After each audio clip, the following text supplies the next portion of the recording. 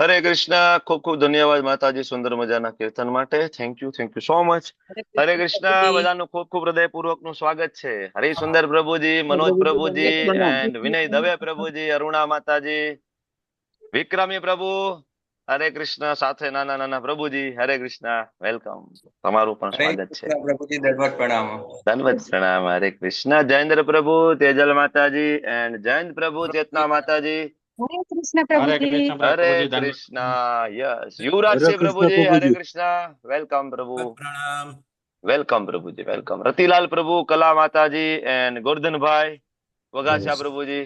Yes પ્રભુજી. હરે કૃષ્ણ પ્રભુજી. હરે કૃષ્ણ. મિત્ર વિંદા સુમુખી માતાજી. હરે કૃષ્ણ. બધાનું ખૂબ ખૂબ હૃદયપૂર્વક નું સ્વાગત છે. ઇસ્કોન મેંગલુરુ શ્રી શ્રી રાધા ગોવિંદ મંદિર કુલાઈ તરફથી શ્રીમદ ભગવદ ગીતા લેવલ 2 અધ્યાય નંબર 17 વિભાગ પહેલાની ચર્ચાઓમાં ભાગ લેવા માટે કૃષ્ણ કૃપાલય પ્રભુ. વેલકમ. હરે કૃષ્ણ. દિવ્યેશ પ્રભુજી ફ્રોમ વડોદરા એન્ડ નમ્રતા માતાજી, હર્ષા માતાજી, ઉર્મિલા માતાજી, જિજ્ઞા ગુજરાતી માતાજી, રોશની માતાજી, જલ્પા જોશી માતાજી, યશોદાનંદ વિલાસિની માતાજી, દિન શરણ પ્રભુ, જુહી માતાજી એન્ડ મીના પંડ્યા માતાજી, નૈના નડિયાદરા માતાજી, નિકુંજ પ્રભુ, પાયલબા ઝાલા માતાજી એન્ડ રમણ પ્રેષ્ઠા પ્રભુજી, રેખા માતાજી, રિદ્ધિ માતાજી, શૈલેષ ભટ્ટ પ્રભુ, વિક્રમ પંડ્યા પ્રભુ એન્ડ પરેશ શાહ પ્રભુજી. હરે કૃષ્ણ. વેલકમ. કૃષ્ણ પ્રભુજી દંડવત પ્રણામ. હરે કૃષ્ણ પ્રભુજી દંડવત પ્રણામ. બીના માતાજી વેલકમ. હરે હરે કૃષ્ણ. કૃષ્ણ પ્રભુજી. હરે કૃષ્ણ પ્રભુજી દંડવત હરે પ્રણામ. કૃષ્ણ. મધુબેન હરે કૃષ્ણ. પરેશ શાહ પ્રભુજી દંડવત પ્રણામ. વેલકમ. પ્રભુજી આજે આજે ફાસ્ટિંગ કરવાનું હોય પ્રભુજી આજે રથયાત્રામાં ફાસ્ટિંગ હોતું નથી. ના એટલે આપણને ગાઈડન્સ નથી કઈ. ખ્યાલ ભાઈ નથી સુરક્ષા એટલે માતાજી, માનસી માતાજી, આરતી માતાજી, ટેમ્પલ ની કઈ ગાઈડલાઈન આવી છે? નથી કરવાનું. નથી કરવાનું નથી પ્રભુજી. હરે નો કૃષ્ણ. fasting. જગન્નાથજી તો બરાબર. હરે કૃષ્ણ. આજે વેલકમ. તો જગન્નાથ નો મહાપ્રસાદ લેવાનો પ્રભુજી. આજ મહાપ્રસાદ લેવાનો. હરિ બોલ. હરે કૃષ્ણ પ્રભુજી. હરે કૃષ્ણ. ધર્મેન્દ્ર પ્રભુ વેલકમ. ખૂબ પાવન પવિત્ર દિવસ આજે અષાઢી બીજ અને આજે ભગવાન સ્વયં અનંત કોટી બ્રહ્માંડના સ્વામી, આ જગતના નાથ, પરમ કૃપાળુ એવા ભગવાન શ્રી કૃષ્ણ સ્વયં જગન્નાથ આજે વિહાર કરવા માટે બહાર નીકળશે અને આપણા જેવા પતિત લોકોને દર્શન આપવા માટે આવશે. યસ. શોભના માતાજી વેલકમ. હરે કૃષ્ણ. કિરણ સાધુ પ્રભુ. હરે કૃષ્ણ. હરે કૃષ્ણ પ્રભુજી દંડવત પ્રણામ. હરિસુંદર પ્રભુજી દંડવત પ્રણામ પ્રભુજી. પ્રભુજી આજે હું જગન્નાથ અષ્ટકમ આપણે ઇન્ટ્રો પડે ને એમાં લઈશું ભાઈ બ્રેકમાં. પ્લીઝ પ્રભુ. યસ પ્રભુ. Thank you. અને આ જસદણ નું ઇન્વિટેશન મને આજે મળી ગયું પ્રભુ, 5 તારીખનું. યસ પ્રભુ. પ્લીઝ એટલે વેલકમ. અમે અહીંથી શક્ય એટલા બધા 5 તારીખે આવવાની ટ્રાય કરશું બધા ત્યાં. આવો પ્રભુ આવો. Most welcome. હરે કૃષ્ણ યસ પ્રભુ. પ્રભુ. હરે કૃષ્ણ. હરે કૃષ્ણ પ્રભુ. તો ભગવાન સ્વયં જગન્નાથજી રથ ઉપર આરૂઢ થઈને. યસ પરેશ શાહ પ્રભુજી દંડવત પ્રણામ. જગન્નાથજી, એમના મોટા ભાઈ દાઉજી મહારાજ અને નાના બેન સુભદ્રા મૈયા ત્રણેય રથ ઉપર આરૂઢ થઈ અને આજે જગન્નાથપુરીના રોડ ઉપર નીકળશે. ઠાઠ માઠથી ભગવાનને લઈ જવામાં આવશે. ખરેખર તમે જોજો, ઉડિયા ટીવી ઉપર કન્ટિન્યુ લાઈવ ચાલુ થઈ ગયું હશે અત્યારે. આખો દિવસ આવશે. બરાબર. આજે રથ નીકળશે અને ગુંડીચા ટેમ્પલ જશે. બરાબર. જે ઇન્દ્રદ્યુમ્ન રાજાના પત્ની ગુંડીચા મહારાણી, બરાબર, એમના ઘરે, જે ભગવાનના માસી, બરાબર, એમની ઘરે આજે ભગવાન જશે રોકાવા માટે. બરાબર. દસમ સુધી ભગવાન ત્યાં જ રોકાશે ગુંડીચા ટેમ્પલ ની અંદર. આજે જગન્નાથપુરીના મેન ગર્ભ જે ગૃહ છે એના વેદી ઉપર ભગવાન હવે તમને આગળના દિવસો નહીં મળે. તમે દર્શન કરવા જાઓ ભગવાન ત્યાં હોતા નથી. હરે કૃષ્ણ. વેલકમ. વેલકમ. સ્વાગત છે આપનું. ખૂબ સુંદર એની પાછળની કથા છે. આપણી પાસે સમયની મર્યાદા છે, પણ ભગવાન જગન્નાથજી કેવી રીતના પ્રગટ થયા એનું વર્ણન આપણને એમ થાય કે જગન્નાથપુરીનું મંદિર કેટલું જૂનું હશે. શું માનો છો? બરાબર. સ્વયં વિભીષણજી જગન્નાથપુરી જઈને જગન્નાથજીના દર્શન કરવા ગયા હતા. વિચાર કરો. વાલ્મીકી રામાયણની અંદર ઉલ્લેખ છે વિભીષણજી. ક્યારની વાત છે? ત્રેતા યુગની. બરાબર. મહાભારતની અંદર દાન પર્વની અંદર ચર્ચા છે. સ્વયં વિદુરજી જગન્નાથપુરી દર્શન કરવા ગયા હતા. વિદુરજી જયારે આપણે શ્રીમદ ભાગવતમ કેન્ટો 3 તમે સ્કંદ 3 વાંચશો તો વિદુરજીની યાત્રા છે. અત્યારે એ જ ચાલી રહ્યું છે આપણે મોર્નિંગમાં પણ. તો વિદુરજીની યાત્રા, ક્યાં ક્યાં વિદુરજી ગયા હતા? છે કાંઈ પ્રભાસ પાટણ સોમનાથ સુધી વિદુરજી આવ્યા હતા, બરાબર, ભ્રમણ કરતા કરતા. તો જગન્નાથપુરીનું મંદિર હમણાંનું નથી, છેલ્લું રિનોવેશન થયું ને જગન્નાથપુરીનું, એ પણ 11મી સદીમાં થયું છે. ઓલમોસ્ટ બિફોર 1000 યર્સ, 1000 વર્ષ પહેલા લાસ્ટ જીર્ણોદ્ધાર થયો છે. એ અનંત દેવ નામના કોઈક રાજા હતા, મારું નામ ભૂલતો ન હોય તો, એમના દ્વારા એનું રિનોવેશન થયું હતું, જીર્ણોદ્ધાર થયો હતો. ખૂબ જ જે મંદિર છે પૌરાણિક મંદિર છે. તો કોઈ એમ કે ભાઈ કૃષ્ણ છે એ તો દ્વાપર યુગના અંતે પ્રગટ થયા, તો આ જગન્નાથપુરીનું મંદિર એનું પ્રમાણ પૂરે છે. તો પછી વાલ્મીકી રામાયણમાં વિભીષણજી કેવી રીતના જગન્નાથ દર્શન કરવા ગયા છે જગન્નાથપુરીમાં, જો કૃષ્ણ એની પેલા નહોતા તો? કારણ કે વિભીષણ તો ત્રેતા યુગમાં હતા, અને કૃષ્ણચંદ્ર ધરાતલ ઉપર આવ્યા ક્યારે? તો દ્વાપરમાં આવ્યા, પછી આવ્યા, બરાબર. તો ઘણા બધા તમને એમ કહેશે કે ભાઈ કે કૃષ્ણનો તો જન્મ થાય, કૃષ્ણનો મૃત્યુ થાય છે, એ ભગવાન નથી. પણ આ જગન્નાથપુરીનું મંદિર, આના સિવાય હજારો રેફરન્સ છે, પણ આ પણ રેફરન્સ છે કે તો વિભીષણ કેવી રીતના દર્શન કરવા ગયા છે ત્રેતાયુગમાં, ત્યારે કૃષ્ણચંદ્ર નહોતા. તો જગન્નાથ અને કૃષ્ણમાં કોઈ તફાવત નહીં. તમને ખબર છે જગન્નાથજીના વિગ્રહ આવી રીતના કેમ છે? જેમાં હાથ અડધા છે, નીચે પગ નથી, આંખો આટલી મોટી મોટી છે. આની પાછળની કથા ખબર છે તમને? Anybody knows? ખબર છે જી કથા? પ્રભુજી. નથી. ચાલો હું એકદમ શોર્ટમાં લઈ લઉં છું એ કથા. આમ હા, તો હા. હા, જગન્નાથજીનું પ્રાગટ્ય તમને બધાને ખબર છે. માલવા રાજસ્થાનની અંદર ઇન્દ્રદ્યુમ્ન નામના એક રાજા, બરાબર, એમને કહેવાય કે ભગવાનના ખૂબ પરમ ભક્ત હતા, ભગવાનના દર્શન કરવાની ખૂબ અભિલાષા. ભગવાન એને કહે છે કે ભાઈ હું આ ઉત્કલ પ્રદેશની સાઈડમાં દર્શન આપીશ. તો એમના મંત્રી વિદ્યાપતિને મોકલે છે અને જાય છે, બરાબર. પણ ત્યારે ત્યાં નીલ માધવ તરીકે બિરાજમાન હોય છે ભગવાન, બરાબર. કથા લાંબી છે, હું તમને શોર્ટમાં લઈ જાઉં છું. નીલ માધવ તરીકે બિરાજમાન હોય છે. પછી રાજા જાય છે, ભગવાન અદ્રશ્ય થઈ જાય છે. ભગવાન પાછા ત્યાંથી આકાશવાણી થાય છે કે ભાઈ હું આ સ્વરૂપે દર્શન નહીં આપું, હું તમને જગન્નાથ સ્વરૂપે દર્શન આપીશ, બરાબર. એક દારૂ બ્રહ્મ મોટું લાકડું સમુદ્રમાં તરતું તરતું આવશે, અને એમાંથી મારા વિગ્રહ બનાવજો. સ્વયં વિશ્વકર્મા દ્વારા એ વિગ્રહ બનાવવામાં આવ્યા. અત્યારે તમે જોવો છો આ નાની એવી કથા. હવે જે જગન્નાથજીના વિગ્રહ આવા કેમ છે? આપને એમ લાગે ને કે ટેડી બિયર જેવા લાગે ભગવાન, મોટી મોટી આંખો, નાના નાના હાથ છે, બરાબર. કેટલા સુંદર લાગે આપણને.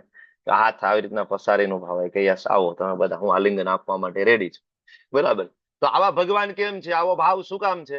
તો એકચ્યુઅલી આ જે ભાવ છે કૃષ્ણ બલરામ અને સુભદ્રા મૈયાનો, એ ગોપી ભાવ છે. વૃંદાવનના રસમાં ડૂબેલા છે ભગવાન. દ્વારિકાની અંદર ભગવાન તો તમને ખબર છે વ્રજમાં રહ્યા, મોટા થયા, પછી મથુરા ગયા, કંસનો વધ કર્યો, અને પછી બહુ બધા, બરાબર, કે અસુરોનો વારંવાર આક્રમણ થતું હતું. તો ભગવાન નહોતા ઈચ્છતા કે વૃંદાવનવાસીઓને બિલકુલ એનાથી ખલેલ પહોંચે, ઠેસ પહોંચે. તો ભગવાન પાછા વ્રજ ના ગયા. ભગવાન મથુરાવાસીઓને લઈને ક્યાં આવી ગયા? દ્વારકામાં. દ્વારકામાં ઘણા વર્ષો રહ્યા, પણ ભગવાન વારંવાર વ્રજને યાદ કરે, વારંવાર. અમારું વ્રજ તો આવું, મારું વ્રજ તો આવું, મારી ગોપીઓ, મારા ગોપ બાળો, મારા નંદ બાબા. સતત એ ચર્ચામાં ડૂબેલા, સતત.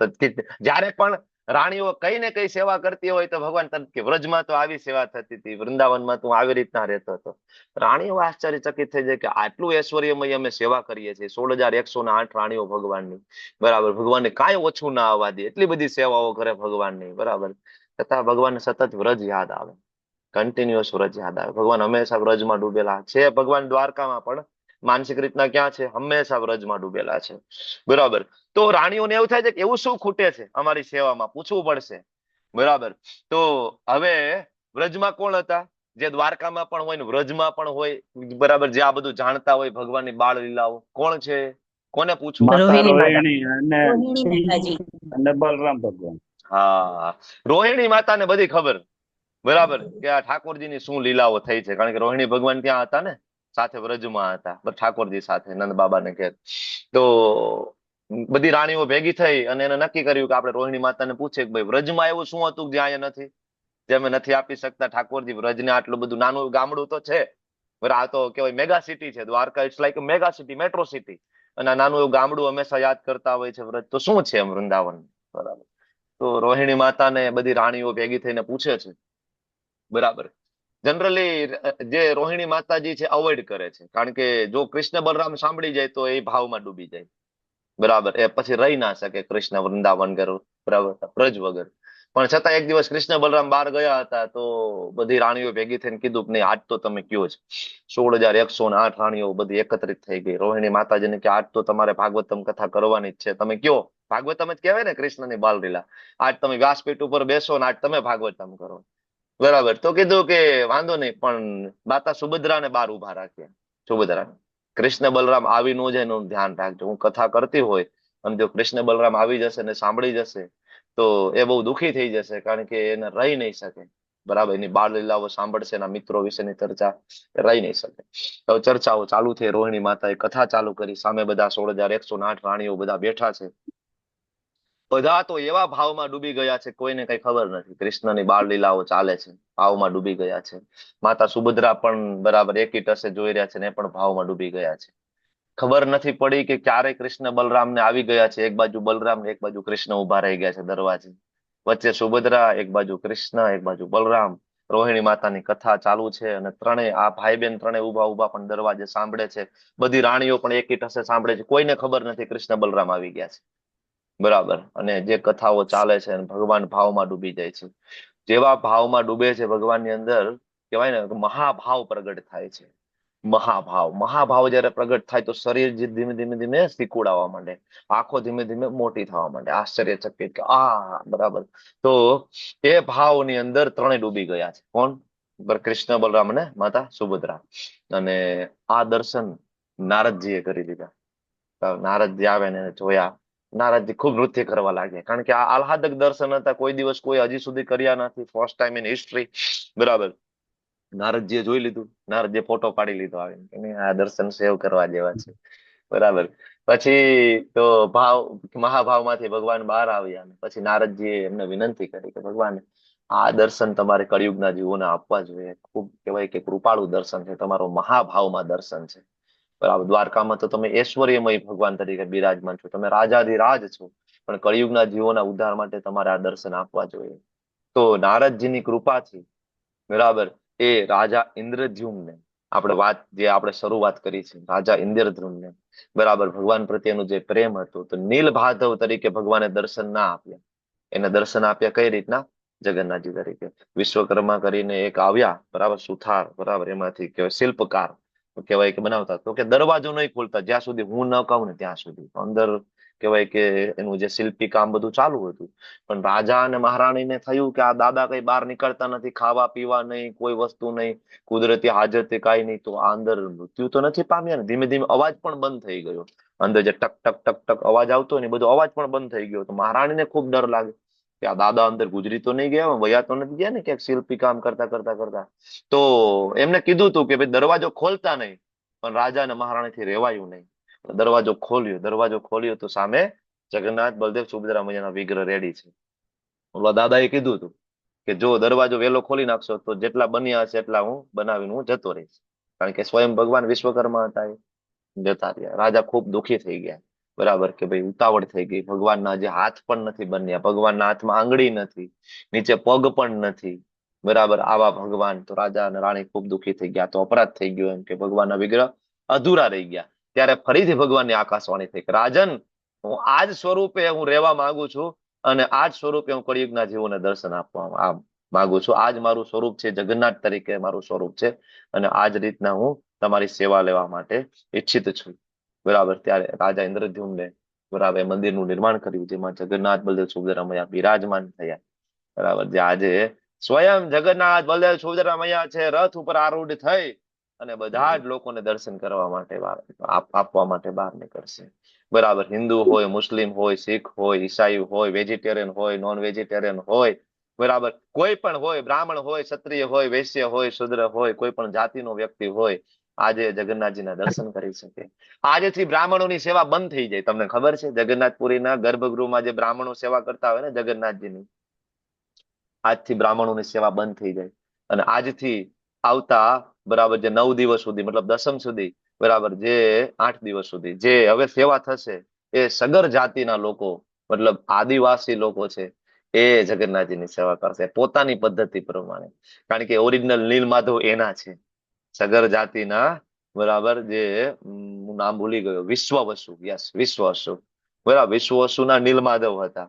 વિદ્યાપતિ ત્યાં ગયા હતા કે ભાઈ મને દર્શન આપો. વિદ્યાપતિને તો દર્શન આપ્યા પણ રાજાને દર્શન ના આપ્યા. તો એ જ નીલમાધવ કોના હતા? વિશ્વપતિના. પછી નીલમાધવ અદ્રશ્ય થઈ ગયા અને એ રાજા માટે એને જગન્નાથ બલદેવ સુભદ્રા મૈયા અત્યારના જે વિગ્રહ છે એ સ્વરૂપ ધારણ કર્યું. એટલે આટલા દિવસ જે વચ્ચે ગેપ પડે છે ને, બહાર નીકળે છે, ત્યારે ફરીથી વિશ્વવસુના જે વંશજો આવે છે, સગર જાતિના લોકો, એને સેવા કરવાનો મોકો મળે છે. અને સેવા અલાયદી હોય છે. તમે ક્યારેક જોજો, બરાબર. તમને એવું લાગે કે આવી રીતના સેવા હોય, કારણ કે આદિવાસી પદ્ધતિથી સેવા થતી હોય છે ભગવાનની. વૈદિક નિયમો પ્રમાણે સેવા નથી. આમે જગન્નાથજી તમને ખબર છે, જગન્નાથજી છે ડોન. ખબર છે? દાદા છે, તમને એને હાલવું હોય તો હાલે, બાકી ના હાલે. રથ ઉભો રહી જાય તો ઉભો રહી જાય. તમે હાથી બોલાવો પણ રથ ના હાલે, અને હલી જાય તો ખાલી 5 જણા દોડું ખેંચે ને હલે. આ જગન્નાથજી છે. એક વ્યક્તિ જગન્નાથપુરમાં રહેતો હતો અને પ્રભુ રામચંદ્રજીનો બરાબર મહાન ભક્ત, રામાનુજ સંપ્રદાયનો અનુયાયી, બરાબર, રામચંદ્રજીની ઉપાસના કરે.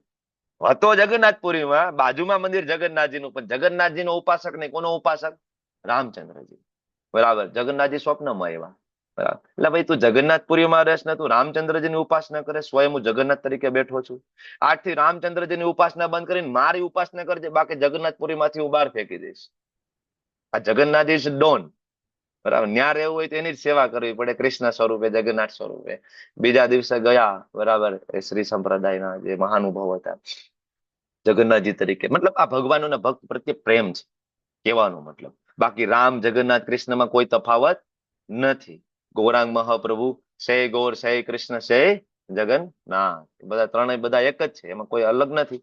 પણ જગન્નાથપુરીનો જે ભાવ છે એ ભાવ કળિયુગનો ભાવ છે, આપણા માટે છે એકચ્યુઅલી.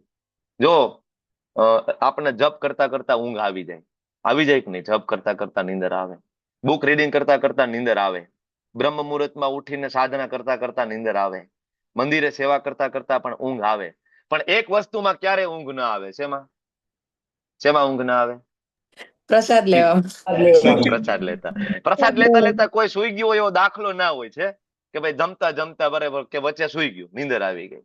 આવું ન બને. જગન્નાથજીને ખબર હતી કે આ લોકો કાંઈ નહીં, આ લોકો નહીં સેવા કરે, નહીં આનાથી જપે બરાબર થાય, આ ઉઠશે નહીં, કાંઈ નહીં કરે. તો જગન્નાથજી એટલા બધા કૃપાળુ છે, ખાલી એના પ્રસાદ થકી આપણા ઉપર કૃપા કરે છે. જગન્નાથપુરીના મંદિરમાં જાઓ, ભગવાનને મોટા મોટા. જગન્નાથપુરીનું મંદિર છે સાયન્સને ચેલેન્જ આપે છે. તમને ખબર છે? જે વિજ્ઞાન અત્યારે આપણે જે મોડર્ન સાયન્સ માનીએ છીએ, એ મોડર્ન સાયન્સને જગન્નાથપુરી અત્યારનું મંદિર છે અને અત્યારે એને કેવો પડકાર ફેંકે છે. આજ સુધી એક વૈજ્ઞાનિક એ વસ્તુ સાબિત નથી કરી શક્યા, સમજી ના શક્યા કે પવનની વિરુદ્ધ દશામાં જગન્નાથપુરીની ધજા કેવી રીતના ફરકી શકે છે. ખબર છે તમને? જગન્નાથપુરીના ટેમ્પલ ઉપરની જે ધજા છે, આજુબાજુની બધી ધજાઓ છે એ પવનની દિશામાં ફરક છે. એક દાદા જગન્નાથજીની જે ધજા છે એની વિરુદ્ધની સાઈડમાં ફરક છે. આજે પણ બરાબર વિજ્ઞાન આ સાબિત નથી કરી પ્રભુજી શક્યું. કોઈ પક્ષી કે કોઈ ઉપર એ નહીં હોય ઉપર ધજા. ના, હા, ઉપર નો ફ્લાય ઝોન છે. જગન્નાથપુરીના મંદિર ઉપરનો જે ઝોન છે એ બરાબર નો ફ્લાય ઝોન, એના ઉપરથી કઈ ઉડી ના શકે. બીજું, જગન્નાથપુરીના મંદિરના જે સિંહ દ્વારની બહાર નીકળો, શાંત એકદમ સમય હોય તો તમને ત્યાં સમુદ્રના ઘૂઘવાટા સંભળાય, પણ મંદિરના દરવાજાની અંદર ગયા પછી ઘૂઘવાટા સંભળાતા બંધ થઈ જાય. આની પાછળનું કારણ આજ સુધી કોઈ સમજી નથી શક્યું, વાય. બરાબર. ત્રીજું, જગન્નાથપુરીને જે ભોગ લગાડવામાં આવે છે, બરાબર, ભગવાન જગન્નાથજીને, એ અલગ અલગ મોટા મોટા માટીના હાંડા, બરાબર, મોટા મોટા મોઢાવાળા, બરાબર, એની અંદર ભાત હોય, અલગ અલગ પ્રકારના ભાત. ભગવાનને ભાત બહુ ભાવે જગન્નાથજીને. મીઠા ભાત હોય, બરાબર, લેમન રાઈસ હોય, અલગ અલગ પ્રકારના રાઈસ, બરાબર, એમાં પૂરી, સબ્જી, ઘણું બધું. 7-8 મટકા, બરાબર, નીચે મોટો ચૂલો, એના ઉપર મૂકતા જાય, ઉપર ઉપર હોય, એક મટકા ઉપર બીજું મટકું, બરાબર. હવે આમ જોવા જાય તો નીચેથી આગ પ્રગટ થાય તો સૌથી પહેલું કયું મટકામાં બરાબર રસોઈ પાકવી જોઈએ? નીચેનું. પણ જગન્નાથપુરીમાં એવું નથી થતું. જગન્નાથપુરીમાં ઊંધું થાય છે, સૌથી પહેલા ઉપરના મટકામાં રસોઈ પાકે છે. આનું કારણ આજ સુધી વિજ્ઞાન. 9 મટકા ને પ્રભુ? 9 મટકા. 9 મટકા, બોલો. 9 હાંડીઓ. અને સૌથી ઉપરની હાંડીનું અન્ન પેલા પાકે. How it is possible? બરાબર. જગન્નાથજી ચેલેન્જ ફેંકે છે આજના મોડર્ન સાયન્સ ને, કારણ કે સાયન્સ છે ભગવાન માંથી જ આવે છે. બરાબર. તો આવા કૃપાળુ જગન્નાથજી આજે રથ ઉપર આરૂઢ થઈ અને તમારા શહેરમાં આવશે તમને બધાને દર્શન કરવા માટે, બરાબર, તમને બધાને દર્શન દેવા માટે ને દર્શન કરવા માટે. યસ, ભગવાનને ખૂબ ગમે છે. ભગવાન જગન્નાથજીને પલકે નથી, મતલબ પાપણ નથી. તમને ખબર છે જગન્નાથપુરીનું મંદિર ખરેખર ક્યારે બંધ નથી થતું? બીજા બધા મંદિર તમે જાઓ બરાબર, વૃંદાવનમાં બાકે બિહારી મંદિર બરાબર, ઘડીક થાય તો પડદો બંધ, ઘડીક થાય તો ખુલે, ઘડીક થાય તો પડદો બંધ. ભગવાન સુઈ ગયા છે ને ભગવાનને ભોગ આવી ગયો છે ને ભગવાનને ટેરો આવી ગયો. વારંવાર દર્શન કરવા હોય તો તમારે કહેવાય કે ખૂબ તપશ્ચર્યા કરવી પડે. જગન્નાથપુરીમાં તમને રાત્રે 11 વાગે જગન્નાથજી દર્શન આપે, ખબર છે? રાત્રે 11 વાગે પણ દર્શન ખુલ્લા હોય છે. રાત્રે 11:30 વાગે પણ દર્શન ખુલ્લા હોય છે. જગન્નાથજી ક્યારે સૂતા નથી. જગન્નાથજીનું રાત્રે લેટ નાઇટ એક શ્રૃંગાર થાય, બરાબર, ભવ્યાતિ ભવ્ય એક શ્રૃંગાર કરવામાં આવે. તે બરાબર ત્યારે પણ જગન્નાથજી સૂતા નથી. એ શ્રૃંગાર દેવતાઓ માટે, કારણ કે એ સમય છે દેવતાઓ, રાત્રે દેવતાઓ દર્શન કરવા માટે આવે. મંદિર તો ખુલ્લું જ હોય બરાબર, 24/7 મંદિર બંધ નથી થતું, બરાબર. તો જો અહીંયા રમણા મંજરી માતાજી લખે છે કે અમે રાત્રે 3 વાગે દર્શન કર્યા હતા. કૃષ્ણ કોઈ દી 3 વાગે દર્શન આપે? જાવજી તમને, બરાબર, સવારે 8 વાગ્યા પછી. આ તો ઠીક છે, આપણે ઠાકોરજી ઇસ્કોન ની અંદર સવારે 4:30 વાગે દર્શન આપે. બાકી પુષ્ટિ માર્ગમાં જાઓ, પરેશ શાહ પ્રભુજીને પૂછો, સવારે 8 વાગે 7:30 ઠાકોરજી દર્શન આપે. અને થોડી વાર પાછા બંધ કરી દે, બરાબર ને પ્રભુજી? થોડોક દર્શન આપે. પ્રભુજી પહેલા મંગળા હા સાડા પેલા 5 વાગે. હા યસ, પેલા પછી મંગળા, પ્રભુજી પછી શ્રૃંગાર થાય, પછી ગ્વાલ થાય, પછી રાત ગ્વાલ. પછી હા, ટેરો આવી જાય, ટેરો. વારંવાર ટેરો આવે, વારંવાર ટેરો આવે, વારંવાર. પણ પછી ભોગ જગન્નાથજી, થાય અને હમ, પછી સેન અને હરી સેન થી ને પ્રભુજી 6 મહિના અહીં અને 6 મહિના ગિરિરાજજી પર. હરી વાત, ખૂબ સરસ. થેન્ક યુ માતાજી, પ્રભુજી, થેન્ક યુ. જગન્નાથજીમાં જે જલ કુવામાંથી લેવામાં આવે છે ને પ્રસાદ માટે, હા, એ જલ બી અખૂટ રહે છે, કોઈ દિવસ અખૂટ. મતલબ ખૂટતું નથી. નહીં, ખરેખર જગન્નાથપુરીનું મંદિર એટલું જ સાયન્સ ને લેવલ ચેલેન્જ રહ્યું છે ફેંકે છે. પાણી. અત્યાર સુધી કોઈ વૈજ્ઞાનિકો આ બધી વસ્તુઓને ક્યારે સાબિત નથી કરી શક્યા. અને બીજું, વિશ્વનું સૌથી મોટું કિચન જગન્નાથપુરીનું છે, સૌથી પ્રભુજી મોટું કિચન. યસ, યસ, બોલો. હા પ્રભુજી, એક વાર્તા એ બી છે કે જયારે છે ને જગન્નાથ મંદિરમાં એવું હતું કે ભક્તો મારા દર્શન કરશે ને તો મોક્ષ પામશે. તો યમરાજે બી એમની પાસે જઈને કીધું હતું કે બધા અહીંયાથી તમને મોક્ષ પામશે તો પછી મારા યમદૂતો કોને લેવા માટે આવશે? ત્યારે જગન્નાથ ભગવાન એવું કીધું હતું કે 3જા નંબરની સીડી પર જે પગ મૂકશે ને એ પાછું, યમશિલા. હા, યમશિલા. પણ ભગવાને એની બી વ્યવસ્થા કરી હતી કે આપણે અંદર તો એ યમશિલા પર પગ મૂકીને જઈએ છે, પણ પાછા આવતા આપણે ત્યાંથી નથી આવતા, આપણે બહારનો રસ્તો બીજો હોય છે. બહુ કૃપાળુ છે. સ્વયં દેવતાઓ, વિચાર કરો, જગન્નાથપુરીના પ્રસાદનો કેટલો મહિમા છે તમને ખબર છે? એક વખત રાત્રે બધા દેવતાઓ દર્શન કરવા માટે આવતા, રેગ્યુલર, પણ એક વખત ઇન્દ્રદેવને મોડું થઈ ગયું આવવામાં, તૈયાર થવામાં થોડોક ટાઈમ લાગી ગયો, બરાબર. તો બધા દેવતાઓના દર્શન તો થઈ ગયા, પણ ઇન્દ્ર સવારે થોડા લેટ થયા ને, તો હવે માણસોના દર્શન ચાલુ થઈ ગયા હતા સવારે. હવે માણસો, તમને ખબર છે, આપણે બધા તો બરાબર, ભગવાન ઇન્દ્ર હોય તો આપણે કઈ દાટ દે એમ છે નહીં, બરાબર. ઇન્દ્ર બિચારા આવી ગયા ને હવે એનો દર્શનનો તો વારો વયો ગયો તો, પણ એ કે નહીં, દર્શન કરીને જ જવું છે. અને અંદર આવ્યા ને આપણે બધા અંદર, બરાબર, ઇન્દ્રદેવને ધક્કે ચડાવી દીધા, આમથી આમ ને આમથી આમ ને, બરાબર, બધી બાજુથી મસાજ કરી દીધું ઇન્દ્રદેવ, આમથી આમ ધક્કે ચડાવી દીધા. માંડ ઇન્દ્રદેવને બિચારાને દર્શન થયા. ઠાકોરજીને કે આટલું મોડું ના હોય, કે હવેથી કાલથી થોડુંક વહેલા ઉઠવાનું રાખવું પડશે, બરાબર. પછી ત્યાંથી દર્શન કરીને ઇન્દ્રદેવ ક્યાં ગયા? આનંદ બજારમાં. આનંદ બજારમાં ગયા. આનંદ બજાર તમને ખબર છે ને જગન્નાથપુરીમાં, જ્યાં ભગવાનનો પ્રસાદ મળે છે. પ્રસાદ અલગ અલગ પ્રકારના રાઈસ, કેટલું બધું, બરાબર, જોરદાર પ્રસાદમાં. હા, અને હવે ત્યાં ઇન્દ્રદેવ ગયા. ઇન્દ્રદેવને તો ખબર નહીં કે આને કે પ્રસાદ લેવો હોય તો લક્ષ્મી સેવા બરાબર આપવી પડે પંડાવને, બરાબર. ઇન્દ્રદેવ તો ગયા, સારી વસ્તુ લાગી લઈ લીધી ને ખાવાનું ચાલુ કર્યું. ઓલા પંડા કે, ઓ ભાઈ, ઓ પૈસા ક્યાં? પેલા પૈસા લાવી કે આમને કેમ પ્રસાદ ઉપાડો છો ભગવાન? કે લક્ષ્મી સેવા કરો. ઇન્દ્રદેવ કે ઈ શું? કે પૈસા. એ કે ભગવાનના પ્રસાદ નહીં કે થોડા કે પૈસા હોય? ઇન્દ્રદેવ કે. અને નીકળી ગયા ઇન્દ્રદેવ તો પ્રસાદ લઈને, અને પાછળ પંડા, આગળ ઇન્દ્રદેવ. કે થોડીક વાર ધ્યાન રાખજો આજુબાજુને, કે પ્રસાદ લઈને જતો રહ્યો છે. ઇન્દ્રદેવ આગળ ને પાછળ પંડા. ઇન્દ્રદેવ દોડીને ત્યાં પહોંચી ગયા સમુદ્ર સુધી, અને પાછળ પંડા. ભાઈ, ઓલા પ્રસાદના પૈસા. કે તમે મને ઓળખો છો? ઇન્દ્રદેવ કે હું કે ઇન્દ્ર છું. અહીંયા આવીને કે બધા એવું જ કે છે કે પ્રસાદ ખાઈ નહીં, કે તમે જે હોય બાકી પૈસા પેલા આપી દે. તમે ઇન્દ્ર હોય તો મને વાંધો નથી, પૈસા આપી દો. પણ હું કે સ્વયં ઇન્દ્ર છું, કે મારી પાસે તમારી કરન્સી ના હોય, કે હું મારે આજ લેટ થઈ ગયું દર્શન કરવામાં, બરાબર. તારીખે જોવું છે પ્રમાણે કે હું સ્વયં ઇન્દ્ર છું.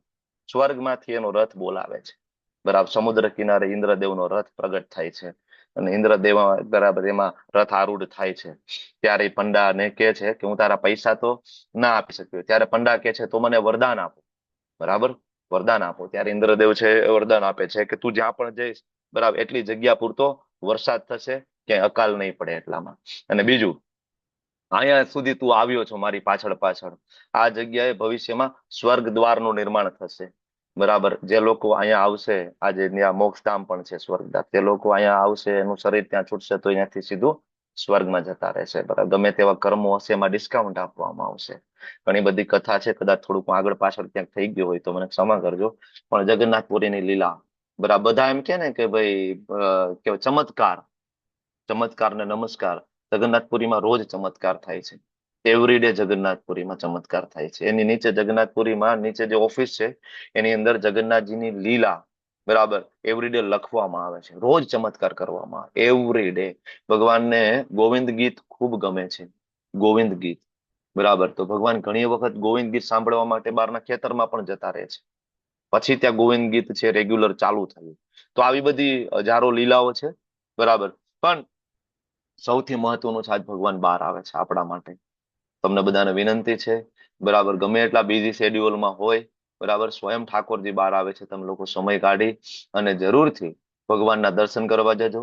ઇસ્કોનના દરેક મંદિરમાં, બરાબર, આજે રથયાત્રા મહામહોત્સવનું આયોજન થયું હોય છે, બરાબર. ઘણી વખત હરે કૃષ્ણ. યસ, હરે કૃષ્ણ. હરે થોડું કૃષ્ણ. વહેલું પૂરું કરજો, ઘણી સેવા છે મંદિરે. શું કહો છો? થોડું વહેલું પેકઅપ કરજો એમ. હા, પણ પ્રભુજી આપણો તો જે ટાઈમ છે એ ટાઈમ, એમાં ફેરફાર આપણે ના એટલે કરી 10 વાગે શકીએ. એમ, 10 વાગે જવાનું છે. હા, 10 વાગે તો થઈ છે ને પ્રભુ. Yes, okay. રથયાત્રા. તો યસ, શ્રી શ્રી રાધા ગોવિંદ ભગવાન કી જય, શ્રી પ્રભુપાદ કી જય, ગુરુ મહારાજ કી જય. તો આજનો જે દિવસ છે એ જગન્નાથજીને ડેડિકેટેડ છે. ઓમ જ્ઞાન તિમિરાંતસ્ય જ્ઞાનાંજન શલાકયા ચક્ષુરુન્મિલિતમ યેન તસ્મૈ શ્રી ગુરુવે નમઃ. શ્રી ચૈતન્ય મનોભીષ્ટમ સ્થાપિતમ યેન ભૂતલે સ્વયં રૂપદામહં દદાતિ સ્વપદાંતિકમ વંદેહમ શ્રી ગુરો શ્રીયુતાપદ કમલમ શ્રી ગુરુમ વૈષ્ણવાંચ શ્રી રૂપમ સાગરજાતમ સર્વગુણ રઘુનાથાન્વિતમ તમ સજીવમ સાદ્વૈતમ સાવધૂતમ પરિજન સહિતમ કૃષ્ણ ચૈતન્ય દેવમ શ્રી રાધા કૃષ્ણ પાદાન સર્વગુણ લલિતા શ્રી વિશાખાન્વિતાંશ્ચ हे कृष्ण करुणा सिंधु दीन बंधु जगतपते गोपेश गोपिका कांत राधा कांत नमस्ते तप्त कांचन गौरांगी राधे वृंदावनेश्वरी वृषभानुसुते देवी प्रणमामि हरिप्रिये वाञ्छाकल्पतरुभ्यश्च कृपा सिन्धुभ्यो च पतितानां पावनेभ्यो वैष्णवेभ्यो नमो नमः. नमो विष्णुपादाय कृष्णपृष्ठाय भूतले सुमते भक्तिवेदांत स्वामिनिति नामिने नमस्ते सरस्वती देवी गौरवाणी प्रचारिणे निर्विशेषशून्यवादी पाश्चात्य देश तारिणे. जय श्री कृष्ण चैतन्य प्रभु नित्यानंद श्री अद्वैत गदाधर श्रीवासादि गौर भक्त वृंद. हरे कृष्ण कृष्ण कृष्ण हरे हरे, हरे राम राम राम हरे हरे. હરે કૃષ્ણ.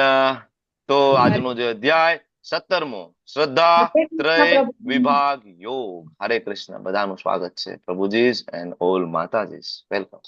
તો શ્રદ્ધા ત્રય વિભાગ યોગ, ગઈકાલે આપણે 16મો અધ્યાય પૂર્ણ કર્યો છે. આ 17મો અધ્યાય છે. ઇવન આપણે લેવલ 1 માં પણ ખૂબ સારી રીતના ભણીએ છીએ. 5 વિષયો અને 5 વિષયોના 3 પ્રકાર, બરાબર. અને આ જે અધ્યાય છે, માઇક બંધ કરી દેજો મારી વિનંતી છે. કોષ બધા ઊંઘી ગયા છે કે જાગે છે? હરે કૃષ્ણ. પ્રભુજી મને કોહોસ્ટ આપજો. એ ચાલો, તમને કોષ આપી દો. મનહરબા માતાજી પ્રભુજીનું માઇક ચાલુ, જગન માતા જયશ્રી માતાજીનું માઇક ચાલુ છે, બંધ કરો પ્લીઝ. ઓકે. તો 16મો અધ્યાય આપણે ગઈકાલે પૂર્ણ કરીને આજે આપણે 17મા અધ્યાય તરફ આગળ વધી રહ્યા છીએ, જેનું નામ છે શ્રદ્ધાત્રય વિભાગ યોગ. જેમાં મુખ્ય 5 વિષયો છે: શ્રદ્ધા, અન્ન, યજ્ઞ, તપ અને દાન. બરાબર. હવે 16મા અધ્યાયના અંતે ભગવાને એવું કહ્યું કે શાસ્ત્રના નિયમો નું પાલન કરીને શું આપણું કર્તવ્ય છે, શું આપણું કર્તવ્ય નથી, એ જાણવું જોઈએ. ગઈકાલનો શ્લોક યાદ છે? ये शास्त्र विधिम ઉત્સૃજ્યમ, એ વાળો શ્લોક કે ભાઈ કોઈ શાસ્ત્રોના આદેશોની અવહેલના કરશે તો એને ન સુખમ, એને કોઈ સુખ પ્રાપ્ત નહીં થાય, ન સિદ્ધિમ, એને કોઈ સિદ્ધિ પ્રાપ્ત નહીં થાય, ન પરામ ગતિ, એને કોઈ મોક્ષ કે પરમ ગતિ ક્યારે મળશે નહીં. જે શાસ્ત્રના નિયમોને બરાબર માનશે નહીં એના. બરાબર. તો શાસ્ત્રના નિયમો અને એમાં આપેલા જે નિયંત્રણો એ જાણીને કર્મ કરવું જોઈએ, એવું આપણે ગઈકાલે અંતે આપણે સમજ્યા છીએ. પણ આપણે તો શાસ્ત્ર વાંચતા જ નથી મોટા ભાગના લોકો, બરાબર. 99% લોકો શાસ્ત્ર વાંચતા નથી.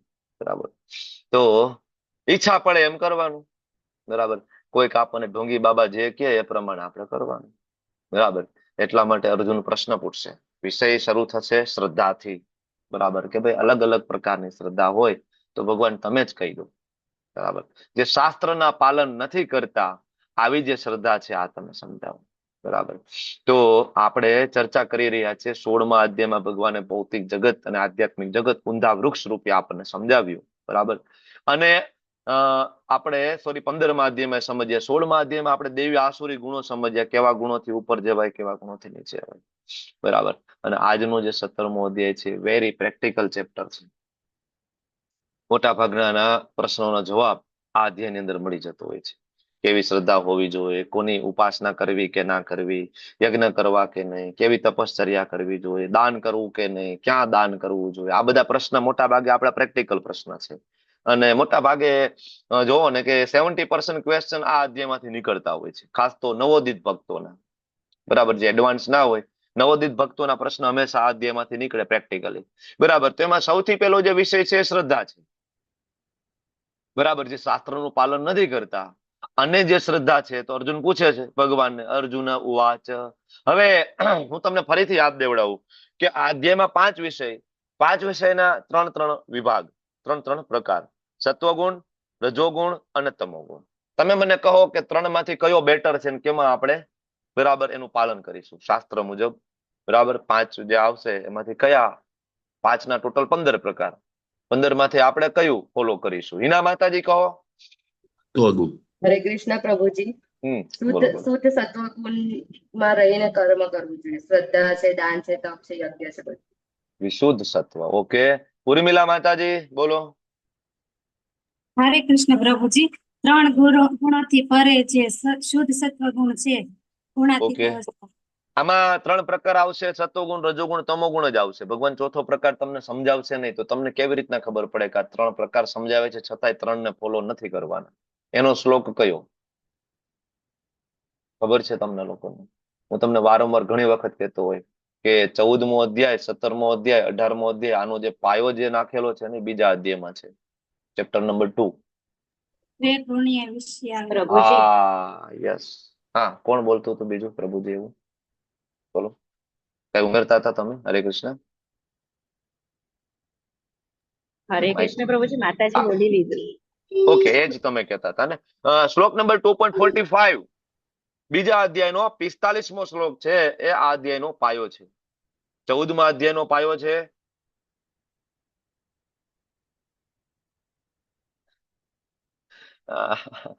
બરાબર, તો બીજા અધ્યાયમાં પાયો છે 2.45માં. ત્રૈગુણ્યા વિષયા વેદા ને ત્રૈગુણ્યો ભવાર્જુન.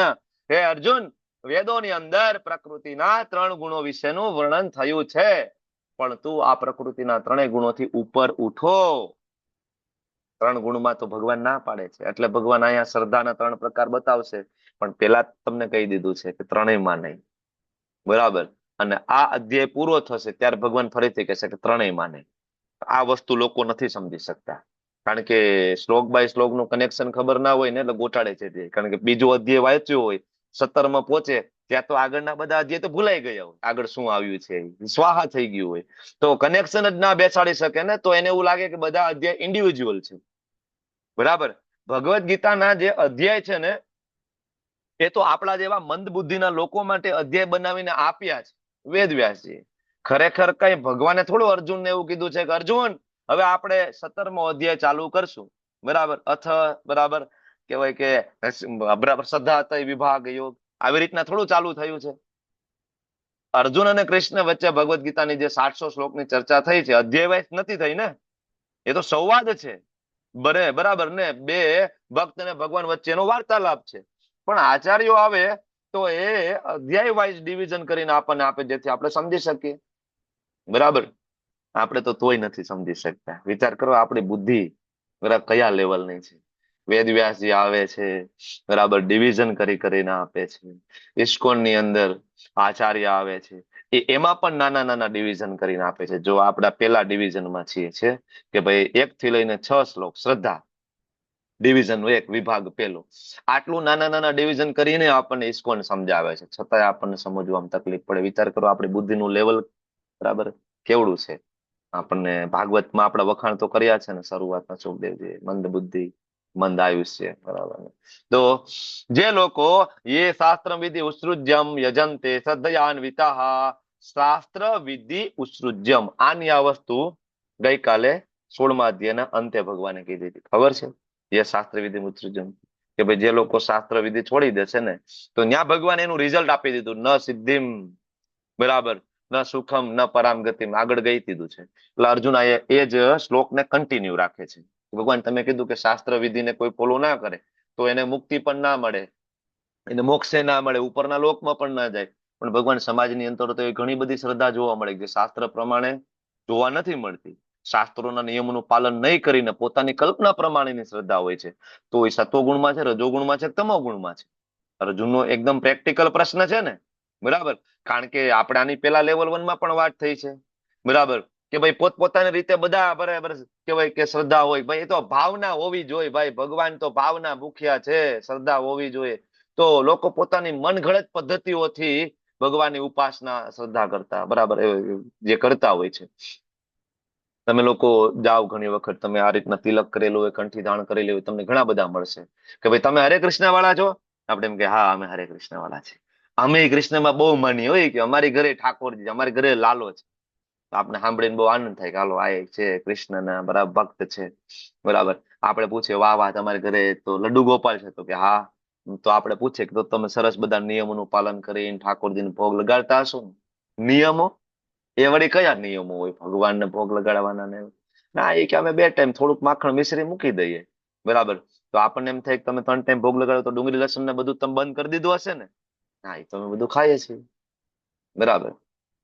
જુગાર ના રમવું, વ્યભિચાર ના કરવો, બરાબર, પવિત્રતાનું ધ્યાન રાખવું નહીં, છતાં એમ કે અમે ઠાકોરજીની પૂજા કરીએ. આ બધી મનગળત પૂજાઓ છે, બરાબર. આચારોના શરણમાં ગયા વગર થયેલી આ પૂજાઓ છે. અને આ પૂજાનું અલ્ટિમેટલી સુકૃતિ સિવાય બીજું કઈ પ્રાપ્ત નથી થતું, ભગવત ધામ નથી મળતું. એટલા માટે બરાબર આ બહુ મહત્વની વસ્તુ છે કે તમારી શ્રદ્ધા શાસ્ત્ર પ્રમાણે છે કે નહીં, બરાબર. કળિયુગ વાળા બધું કરશે પણ શાસ્ત્રમાં જે આપ્યું છે ને હરિની ભક્તિ કરવી એ નહીં કરે. ઇતિ ષોડશક નામ નામ કલી કલ્મસનાશનમ નત પરોતરો ઉપાય સર્વ વેદેશુ દિશ્રતે. 16 શબ્દોનો આ જે મહામંત્ર છે, હરે કૃષ્ણ કૃષ્ણ કૃષ્ણ હરે હરે, હરે રામ રામ રામ હરે હરે. સ્વયં બ્રહ્માજી, યજુર્વેદનો ભાગ કલી સંતરણ ઉપનિષદની અંદર બ્રહ્માજી આ શ્લોક આપે છે. બ્રહ્માજી કહે છે બધા વેદોનો સાર શું છે? તો કે આ 16 શબ્દોનો મંત્ર છે, બરાબર. લોકો બધું કરશે, કળિયુગના લોકો આ નહીં કરે, બરાબર. તો એટલા માટે ઘણી બધી અલગ અલગ પ્રકારની એવી શ્રદ્ધાઓ હોય જે સતોગુણમાં હોય, રજોગુણમાં હોય, તમોગુણમાં હોય, શાસ્ત્ર પ્રમાણે ના હોય. તમને ખબર છે કઈ કાઠિયાવાડમાં એક માતાજીના માંડવાની એક ટ્રેન્ડ ચાલે છે? તમને લોકોને ખબર હોય તો માતાજીનો માંડવો છે, સાંભળ્યું છે કે નથી સાંભળ્યું તમને? મને ખબર નહીં મહારાષ્ટ્ર સાઈડમાં કેવું હોય, બહાર કેવું હોય કે નહીં, પણ અમારા સૌરાષ્ટ્ર ઝોન ની અંદર એક એવો નવો ટ્રેન્ડ ચાલે છે, માતાજીનો માંડવો છે. પ્રભુ માંડવાનું છે, માતાજીનો માંડવો. કોઈ શાસ્ત્રમાં ઉલ્લેખ જ નથી કે માતાજીનું કઈ માંડવું હોય. રાવણ દેવ આવે, પ્રભુજી કોળી વર્ગ વધારે કરે, બધા કરે માતાજી, બધા ને લગભગ બધા વર્ગમાં જોયું છે. ઉચ્ચ વર્ગમાં પણ હવે જોયું છે. પેલા એવું હતું તમે કહો છો, હવે તો ઉચ્ચ વર્ગમાં પણ થાય છે, બધા કરે છે, કાઠિયાવાડ, બરાબર. તો હવે આનો શાસ્ત્રમાં કોઈ ઉલ્લેખ નથી. આવી વિધિ કે આવો માંડવો, આવું ઘણું બધું છે. આપણે આગળ ધીમે ધીમે ચર્ચા કરશું કે આવી વિધિ, આવી જે પૂજા અર્ચનાઓ છે આ સંપૂર્ણપણે શાસ્ત્રની વિરુદ્ધમાં છે. આનાથી કોઈ ફળ ના મળે. ભગવાન અર્જુનને જવાબ આપે છે, શ્રી ભગવાન ઉવાચ. તો બરાબર, અર્જુન 3 પ્રકારની શ્રદ્ધા હોય છે તે કીધું એ પ્રમાણે. ત્રિવિધા ભવતી શ્રદ્ધા દેહી નામસા સ્વભાવજા. બરાબર, દેહી એટલે જે શરીર જે છે, બરાબર, જે દેહધારી જે જીવ છે, બરાબર, એને જે પ્રાપ્ત કરેલા જે ગુણો પ્રકૃતિના પૂર્વજન્મમાં એ પ્રમાણે એને આ સમયે આ વખતે જે શરીર મળે એમાં એને એક પ્રકારના માતા પિતા, એક પ્રકારના બાળકો, એક પ્રકારની પત્ની, એક પ્રકારનો સમાજ, એક પ્રકારના મિત્ર અને એક પ્રકારની સાથે શ્રદ્ધા પણ મળશે. કારણ કે કોઈ મુસ્લિમમાં બરાબર એનો જન્મ થયો હોય તો જન્મથી એની શ્રદ્ધા શેમાં હોય? દરગાહમાં, બરાબર. કોઈ પરમ વૈષ્ણવના ઘરે જન્મ થયો હોય તો જન્મથી શ્રદ્ધા કેમાં હોય? કૃષ્ણમાં. બરાબર. કોઈ દેવીના ઉપાસકની ઘરે જન્મ થયો તો શ્રદ્ધા કેમાં હોય? દેવીમાં. બરાબર. એટલે ભગવાન કહે છે યસ દેહી નામ સા સ્વભાવજા, સાત્વિકી, રાજસિકી અને તામસી. બરાબર. ભગવાન કે આ 3 પ્રકારની છે. ઓરિજિનલ શાસ્ત્ર પ્રમાણેની જે શ્રદ્ધા છે એ તો વિશુદ્ધ સત્વમાં રહેલી શ્રદ્ધા છે, અને એમાં માત્ર ભગવાન કૃષ્ણની ઉપાસના થાય. વેદના મુખ્ય 3 ભાગ, કર્મકાંડ, જ્ઞાનકાંડ અને ઉપાસના કાંડ. એમાં જે ઉપાસના કાંડ છે એની અંદર ભગવાન કૃષ્ણની ઉપાસના વિશેનું વર્ણન છે, ભગવાન વિષ્ણુ વિશેની ઉપાસનાનું વર્ણન છે કે જે કોઈ વ્યક્તિ પ્રકૃતિના 3 ગુણોથી ઉપર હોય, બરાબર, એને માત્ર ને માત્ર ભગવાન વિષ્ણુની ઉપાસના કરવી જોઈએ, કૃષ્ણની ઉપાસના કરવી જોઈએ, બીજા કોઈની નહીં. તો આના સિવાયની ઉપાસનાઓ પણ આપેલી છે, બરાબર, સત્વગુણી, રજોગુણી ને તમોગુણી. પણ એ શું કામ આપી છે અને કોના માટે આપી છે જોઈશું આપણે. હવે ભગવાન આગળ કહે છે કે ભાઈ સાત્વગુણી, સત્વગુણી શ્રદ્ધા કેવી હોય? હે ભરત પુત્ર, પ્રકૃતિના વિભિન્ન ગુણો હેઠળ મનુષ્યના અસ્તિત્વ પ્રમાણે વિશેષ પ્રકારની શ્રદ્ધા વિકસિત કરે, જીવે સ્વયં અર્જિત કરેલા ગુણો અનુસાર. ભગવાન તમને નથી કહેતા કે તમે દેવીના ઉપાસક બનો, તમે મામા દેવના ઉપાસક બનો, તમે સાંઈબાબાના ઉપાસક બનો, કારણ કે આ બધી ઉપાસના છે શાસ્ત્રની વિરુદ્ધની ઉપાસના છે. ભગવાને તો તમને ભગવદ ગીતામાં 2 જગ્યાએ કહ્યું છે, 9મા અધ્યાયમાં અને 18મા અધ્યાયમાં, મન મના ભવ મદ્ભક્તો બધ્યાચી મામ નમસ્કુરુ. તારું મન મને આપી દઉં, મારી ભક્તિ કર, મારી જ ઉપાસના કર. ભગવાન તો ભગવદ ગીતામાં બહુ ક્લિયર છે. આપણે ગોટાળે ચડી ગયા છે. શું કામ? જીવે સ્વયં અર્જિત કરેલા ગુણો. તમે તમોગુણ અર્જિત કરો તો તમારી શ્રદ્ધા આસ્થા એવી હશે, તમે રજોગુણ અર્જિત કરો તમારી શ્રદ્ધા આસ્થા એવી હશે, તમે સત્વગુણ અર્જિત કરો તમારી શ્રદ્ધા આસ્થા એ પ્રકારની હશે. બરાબર. એટલે આ બહુ મહત્વનું છે. ઘણા લોકો even શાસ્ત્ર જાણતા પણ હોય છે, પણ આળસના કારણે, પ્રમાદના કારણે પાલન નથી કરતા. બરાબર. કારણ કે લોકો પ્રકૃતિના 3 ગુણોના નિયંત્રણ હેઠળ હોય છે. જીવ જ્યારે આ પ્રકૃતિના સંસર્ગમાં આવે છે, બરાબર, તો એને પ્રકૃતિના ગુણો અનુસાર એની મનોવૃત્તિ ડેવલપ થાય છે. બરાબર.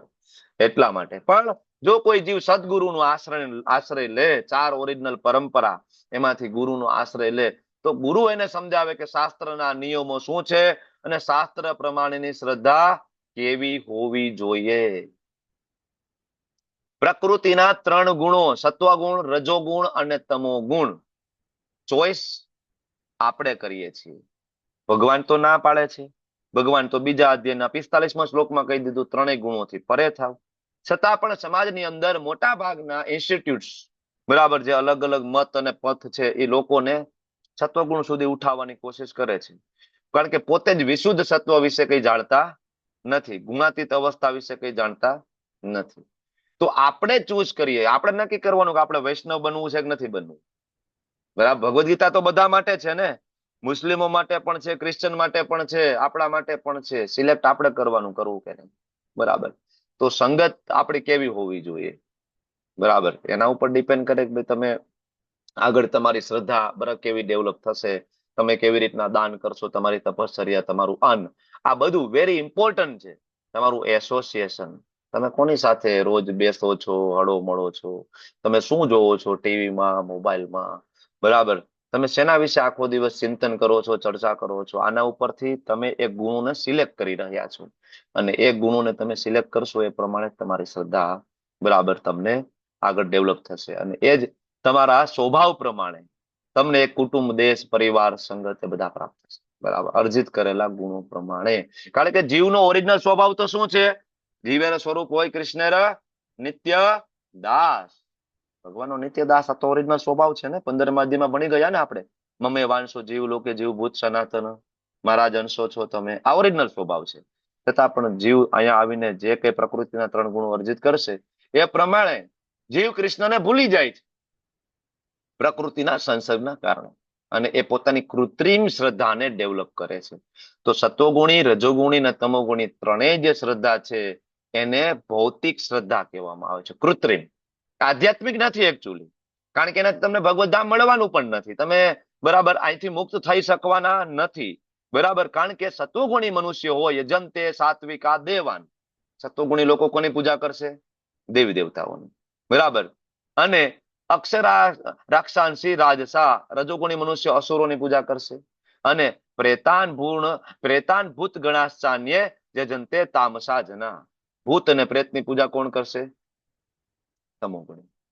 તો એક જ શ્લોકમાં ભગવાને કહી દીધું, બરાબર, કોણ તમોગુણી છે, કોણ રજોગુણી છે, કોણ સત્વગુણી છે, બરાબર, ક્યાં કોની શ્રદ્ધા છે. શાસ્ત્ર પ્રમાણે જોવા જઈએ તો એકમાત્ર પૂર્ણ પુરુષોત્તમ પરમેશ્વર છે, પૂજનીય છે. આજ વસ્તુ બ્રહ્માજી કે છે, ઈશ્વર પરમ કૃષ્ણ સચ્ચિદાનંદ વિગ્રહ. આજ વસ્તુ વેદવ્યાસજી કે છે, એ તે ચાંચ કલા પુંસ કૃષ્ણસ્તુ ભગવાન સ્વયં. સુખદેવજી, વેદવ્યાસજી, મૈત્રેય ઋષિ, ઉદ્ધવજી, બધા જ ભાગવતમની અંદર. અને એ જ વસ્તુ સ્વયં ભગવાન મહાદેવ કહે છે, આરાધના નામ સર્વેશામ વિષ્ણુર આરાધના પરમ. અલ્ટિમેટલી આરાધના તો કૃષ્ણની છે, બરાબર. તો પૂર્ણ પુરુષોત્તમ પરમેશ્વર જ પૂજવા યોગ્ય છે. છતાં પણ લોકોની સાથ બરાબર અલગ અલગ પ્રકારની બરાબર હોય છે. જે લોકો શાસ્ત્ર નથી જાણતા, સત્વગુણી લોકો દેવી દેવતાઓની પૂજા કરતા હોય છે, બરાબર. અને દેવી દેવતાઓની પૂજા હંમેશા વિશેષ હેતુપૂર્વકની પૂજા હોય છે, એની અંદર સ્વાર્થ હોય છે. કામસ્તે તે રતત જ્ઞાનમ યજંતે અન્ય દેવતા. 9મા અધ્યાયમાં એક શ્લોક આવી ગયો, તમને લોકોને યાદ હોય તો, કે જેને માનતા, બાધા, મનોરથ, બરાબર, આવા લોકો દેવી દેવતાઓની પૂજા કરતા હોય છે, હેતુપૂર્વક પૂજા હોય છે. જો ભગવાન શિવજીની પૂજા જેટલા પણ અસુરોએ કરી, તો કોઈ પણ અસુરોએ નિષ્કામ ભાવે શિવજીની ઉપાસના નથી કરી. કરી છે? એ રાવણ હોય, એ કુંભકર્ણ હોય, કે પછી બરાબર કે ભસ્માસુર હોય, વોટેવર, બરાબર, જેટલાય ઉપાસના કરી, નિષ્કામ ભાવે ના કરી. બ્રહ્માજીની ઉપાસના કરી બરાબર, હિરણ્યકશિપુએ નિષ્કામ ભાવે ના કરી ને, કે ભાઈ હું તો તમને પ્રસન્ન કરવા માંગુ છું, બરાબર, તમે ખુશ થાવ, નહીં, બરાબર. તો હંમેશા એની અંદર કંઈક ને કંઈક મનોરથ રહે છે. એવું નથી કે ભગવાનની ઉપાસના કરીએ તો અમારા મનોરથ પૂરા ના, બરાબર, પણ એ જ્ઞાન જ નથી હોતું કે ભગવાનની ઉપાસના કરવાથી તો અલ્ટિમેટ મનોરથ જે બરાબર એ પૂરો થઈ જાય, કે મનના રથને ભગવાનના કે ચરણ કમળમાં લઈ જવું, એ આપણો ઓરિજિનલ મનોરથ છે, બરાબર, કે મનરૂપી રથને ત્યાં સ્થાન આપવું, બરાબર. તો ભૌતિક ઈચ્છાઓ જે હોય, દેવી દેવતાઓનો ઉપાસક હોય, 16 સોમવાર હું કરીશ, સારો પતિ મળવો જોઈએ, બરાબર. આપણી કન્યાઓ બધી કરતી હોય ને, દીકરીઓ, સારો પતિ કેવો મળે તો કે ભાઈ ઘરકામ કરવું જોઈએ, કચરા પોતા આવડતા હોવા જોઈએ, ગોળ રોટલી કરતા આવડવી જોઈએ, બરાબર, આવો સારો પતિ મળવો જોઈએ, બરાબર. 16 સોમવાર. તો એકચ્યુઅલી સત્વગુણની જે પૂજા છે ને, શ્રદ્ધા, એની અંદર પણ કામના ના હોવી જોઈએ, તો એ સારું ફળ આપે. ધારો કે શિવજીની ઉપાસના કરે, બરાબર, અને નિષ્કામ ભાવે કરે, તો એ સારું ફળ આપે. જેમ કે નરસિંહ મહેતાએ કરી હતી. નરસિંહ મહેતાએ શિવજીની જ ઉપાસના કરી હતી, પણ કેવા ભાવે કરી હતી? નિષ્કામ ભાવે. કઈ નથી જોઈતું, તમે પ્રસન્ન થાવ, બસ ભગવાન, બીજું કઈ નથી જોઈતું. ત્યારે શિવજી એને શું આપ્યા? ઠાકોરજી, કૃષ્ણ આપ્યા, બરાબર. તો ઇવન કોઈ વ્યક્તિ દેવી દેવતાઓની પૂજા પણ કરે, પણ જો એ નિષ્કામ ભાવે પૂજા કરે ને, તો દેવી દેવતાઓનો હાથ પકડીને કૃષ્ણ પાસે લઈ જાય. પણ 99% કેસમાં એવું જોવા મળતું નથી. દેવી દેવતાઓની પૂજા હંમેશા હેતુપૂર્વક થાય, સ્વાર્થપૂર્વક થાય, બરાબર. દેવતાઓ પાસે લોકો જાય જ એટલા માટે કે એની ભૌતિક ઈચ્છાઓ પૂરી થાય. એટલે પ્રોબ્લેમ એ થઈ ગયો કે દેવતાઓની પૂજા છે તો સત્વગુણમાં, પણ તમે જઈને ત્યાં માનતા માનો છો, તમે બાધા માનો છો, એટલે એ થઈ ગયું રજોગુણનું મિશ્રણ, બરાબર. એટલે વિશુદ્ધ સત્વમાં પૂજા થવી જોઈએ, પણ એ ના થઈ, તો પૂજા કેવી થઈ ગઈ? મિશ્રિત સત્વગુણ ને રજોગુણી પૂજા થઈ ગઈ તમારી, બરાબર. દર્શન કરવા તો આપણે ગયા, બરાબર, તો આપણે મોટા ભાગે દર્શન કરવા જાય તો આપણા મોટા ભાગે 2 જ એજન્ડા હોય છે દર્શન કરવાના. કયા 2 એજન્ડા હોય છે? એક તો આપણે અત્યારે વાત થઈ રહી છે, એ પેલો એજન્ડા શું છે? તો કોઈ માનતા માનવા, માનતા પૂરી કરવા. બીજો એજન્ડા શું છે ભાઈ? ધાર્મિક સ્થળોએ જવા માટે. બીજો એજન્ડા ફરવા જવું, ફરવા જવું ને. આજે કેદારનાથ ની અંદર આટલી બધી ભીડ થાય છે, શું લાગે શિવજીના મહાન ભક્તો છે બધા? બરાબર નહીં. ત્યાં બરફ જોવો છે, બરાબર, કે ઊંચો પહાડ છે એ જોવો છે, ગ્રીનરી છે, ત્યાં લોકો લોકેશન જોવા જઈ રહ્યા છે. લોકેશન. શિવજીને જોવા નથી જતા, લોકેશન જોવા જાય છે, બરાબર. શિવજીને ખરેખર જોવા જવું હોય તો 8 થી 20 વર્ષ 25 વર્ષ, બરાબર, એની ત્યારે જે થતી હતી 4 ધામની યાત્રા, એ જતા બધા, બરાબર, ને મોટી ઉંમરના લોકો જતા. અને 4 ધામ કરીને કોઈ ઘરે આવે ને, તો એનું કહેવાય ઉત્સવ કરવામાં આવતો, કારણ કે ત્યાંથી જનરલી કોઈ રિટર્ન આવતું નહીં. 4 ધામ જનરલી વાનપ્રસ્થ લીધા પછી લોકો કરતા હતા, કે ગયા એટલે એવું માનવું કે પાછા નહીં આવ્યા. ત્યાં એકાદા 4 ધામમાં, કારણ કે જગ્યા એટલી દુર્ગમ હતી, તમને ખાવાનું ના મળે, પીવાનું ના મળે, કોઈ રોડ નથી, કોઈ રસ્તા નથી, જંગલમાં જવાનું, જંગલી પશુઓનો તમે શિકાર બની જાઓ, આ બધું એ બધી યાત્રા હતી, બરાબર ને? અત્યારે યાત્રા નથી, ફરવાનું છે, ત્યાં જઈને રીલ્સો બનાવવાની છે, આમ કરીને ચકેડા ફરતા ફરતા પછી વોટ્સએપમાં ઇન્સ્ટાગ્રામમાં નાખવાનું છે, આના માટે. તો આ બધું કહેવાય ને રજોગુણી તમોગુણી જે શ્રદ્ધા ડેવલપ ધીમે ધીમે થાય, તો ભગવાને ઓલરેડી આગળ કીધું જ છે, બરાબર. તો આ વાત થઈ સત્વગુણી પૂજા. રજોગુણી પૂજા કોને કહેવાય શ્રદ્ધા? તો કે ભાઈ અસુરોની પૂજા કરે. આપણે વાત થઈ ગઈ છે અસુરોની પૂજા અત્યારે કોણ કરતા હોય? તો 16મા અધ્યાયમાં ભણી ગયા કે જેનામાં દેવી ગુણ ન હોય, જે વ્યક્તિ આધ્યાત્મિકતાના નામે શૂન્ય હોય, એની તમે પૂજા કરતા હોય તો એ રજોગુણી પૂજા છે, બરાબર. જેમ કે ઘણા બધા લોકો રાવણની પણ પૂજા કરે છે, આસુરી પૂજા કહેવાય, મનગળત પૂજા હોય છે, ઘણા બધા વોટેવર, બરાબર. એના પછી ઘણું બધું આની અંદર થતું હોય છે, ઘણા બધાનું કહેવાય કે એનાથી લાગણીને હર્ટ થઈ જાય, આપણે બહુ ડિટેલમાં જઈએ તો. પણ શાસ્ત્ર પ્રમાણેની આ પૂજા છે, આસુરી પૂજા છે. એના પછી આવે તમોગુણી પૂજા. તમોગુણી પૂજા એટલે ભૂત પ્રેતની પૂજા, બરાબર. આપણે લેવલ 1 માં પણ ચર્ચા કરી છે કે ભાઈ અમાસની રાત્રે, કાળી ચૌદશના રાત્રે સ્મશાનની અંદર લોકો જાત જાતની આવી બરાબર બલિ આપતા હોય છે, બરાબર. મેં તમને આની પેલા એક જસદનનો એક કિસ્સો સંભળાવ્યો હતો, તમને લોકોને યાદ હોય કે આસુરી પૂજાનું મને અત્યાર સુધીમાં જે એક્ઝામ્પલ યાદ આવતું હોય તો મને આ એક્ઝામ્પલ બહુ યાદ આવે, બરાબર. ખરેખર આપણે એમ કે કંપારી ઉઠી જાય આપણને. જસદણ થી વિછિયા નજીક એક ગામ છે, ત્યાં ગામડું, ત્યાં પતિ પત્ની છે એ ખેતરમાં કામ કરે અને એક તાંત્રિકના જાસામાં એ આવી ગયા પતિ પત્ની, બરાબર. અને એને તાંત્રિક અલગ અલગ મંત્રો આપે ને વિદ્યા શીખડાવે ને કઈ 3 વર્ષથી એની તાંત્રિક સાથેની સંગત થઈને એ રાત્રે આવી રીતના બરાબર આસુરી પૂજાઓ બધી એની ચાલુ હતી, ઘોર તમોગુણી પૂજાઓ. છેલ્લે તાંત્રિકે એવા બધા તો એને મોહિત કરી લીધા કે તાંત્રિકે એને અલ્ટિમેટલી એમ કીધું કે હવે તમારે કમળ પૂજા કરવી પડશે. મને ખબર નહોતી, મને એમ કે કમળ પૂજા એટલે ભગવાનને કમળ ચડાવવાનું હોય છે, બરાબર, એકાદું સારું એવું બજારમાંથી લઈ આવીને. પછી ખબર પડી કે કમળ પૂજા એટલે સ્વયંને અર્પિત કરી દેવું, પોતાને. જે કળિયુગની અંદર તો આવી પૂજા ભસ્માસુરે જે તે સમયે કરેલી હતી, ભગવાનને અર્પણ કરવાની કોશિશ, ઘોર તમોગુણી પૂજા. તો હવે એના નાના નાના 2 બાળકો, એક દીકરી ને એક દીકરો, બેયને મામાને ઘરે મોકલી દીધા બાજુમાં, અને 2 પતિ પત્ની. વાડીમાં તો તમને ખબર આજુબાજુમાં કોઈ હોય નહીં, બરાબર ને, આખા ખેતરની અંદર એક ઝૂંપડું હોય. હવે એમાં પતિ પત્ની બને એવો માછડો તૈયાર કરવામાં આવ્યો, સામે યજ્ઞ કુંડ બનાવવામાં આવ્યો, આજુબાજુમાં બધા જ દેવી દેવતાઓના ફોટા છે, શિવજી થી લઈને બધા, દેવી મેરડી માતા, ચામુંડા માતાના બધાના ફોટા મૂક્યા, બધાની પૂજા અર્ચના કરી. યજ્ઞ કુંડમાં કહેવાય કે એમાં જે ત્યાં અગ્નિ પ્રગટ કર્યો અને પછી 2 પતિ પત્ની લાકડા ઉપર એવી રીતના માથું આમ બંને ગોઠવ્યું અને ઉપર એકદમ ધારદાર બ્લેડ મૂકવામાં આવી હતી કે એક એનો જે પતિ છે એના હાથમાં દોરડું રાખ્યું હતું, દોરડું ખેંચે તો ઓલી બ્લેડ ઉપરથી ધડામ દઈને પડે, બરાબર. અને કહેવાય કે હેવી વેઇટ વાળી, કે પડે એટલે પૂરું. 2 પતિ પત્ની આ રીતના ડોકું રાખ્યું ને આવી રીતના દોરડું ખેંચ્યું, બ્લેડ બરાબર જેવી પડી, માથું બેયનું જુદું. સાંભળીને આપણને કંપારે ઉઠી જાય, બરાબર.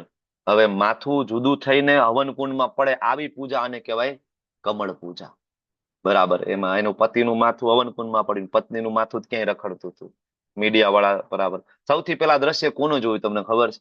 એ 7 વર્ષની દીકરીએ, કારણ કે એને એમ કે મમ્મી પપ્પાને મળતી આવું, કારણ બાજુમાં જ ખેતર હતા ને, તો એને થયું જોઈ આવું.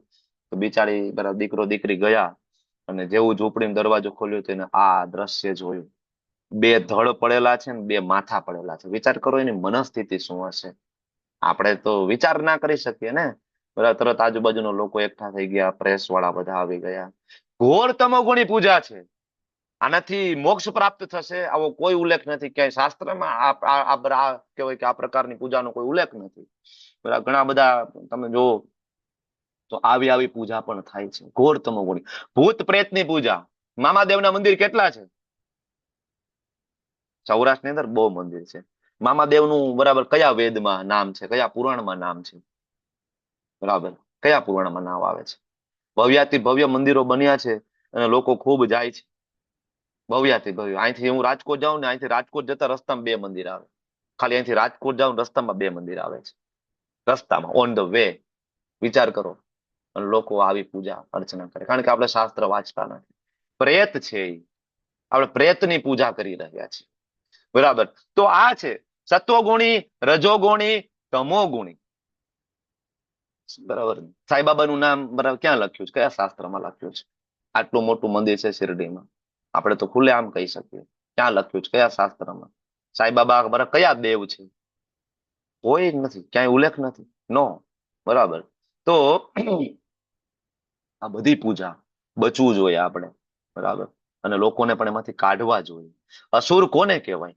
આસુરી પૂજાની વાત થઈ કે જે લોકો દંભ તથા અહંકારને તાબે થઈને શાસ્ત્ર વિરુદ્ધ કઠોર તપ તથા વ્રત કરે છે, જે કામ વાસના તથા આસક્તિ દ્વારા પ્રેરિત થાય છે, જેઓ મૂર્ખ છે અને જેઓ શરીરના ભૌતિક તત્વોને તથા શરીરમાં રહેલા પરમાત્માને કષ્ટ આપે છે.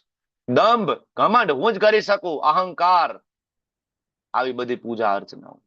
બરાબર. રાવણે શિવજીને પ્રસન્ન કર્યા અને પછી શું કર્યું રાવણે? તો કે બરાબર એ જ કૈલાસ પર્વતને હું ઉપાડવાની કોશિશ કરીશ. બરાબર. ભગવાનનું પોતાનું ધામ હલાવવાની કોશિશ. આસુરી વૃત્તિ છે.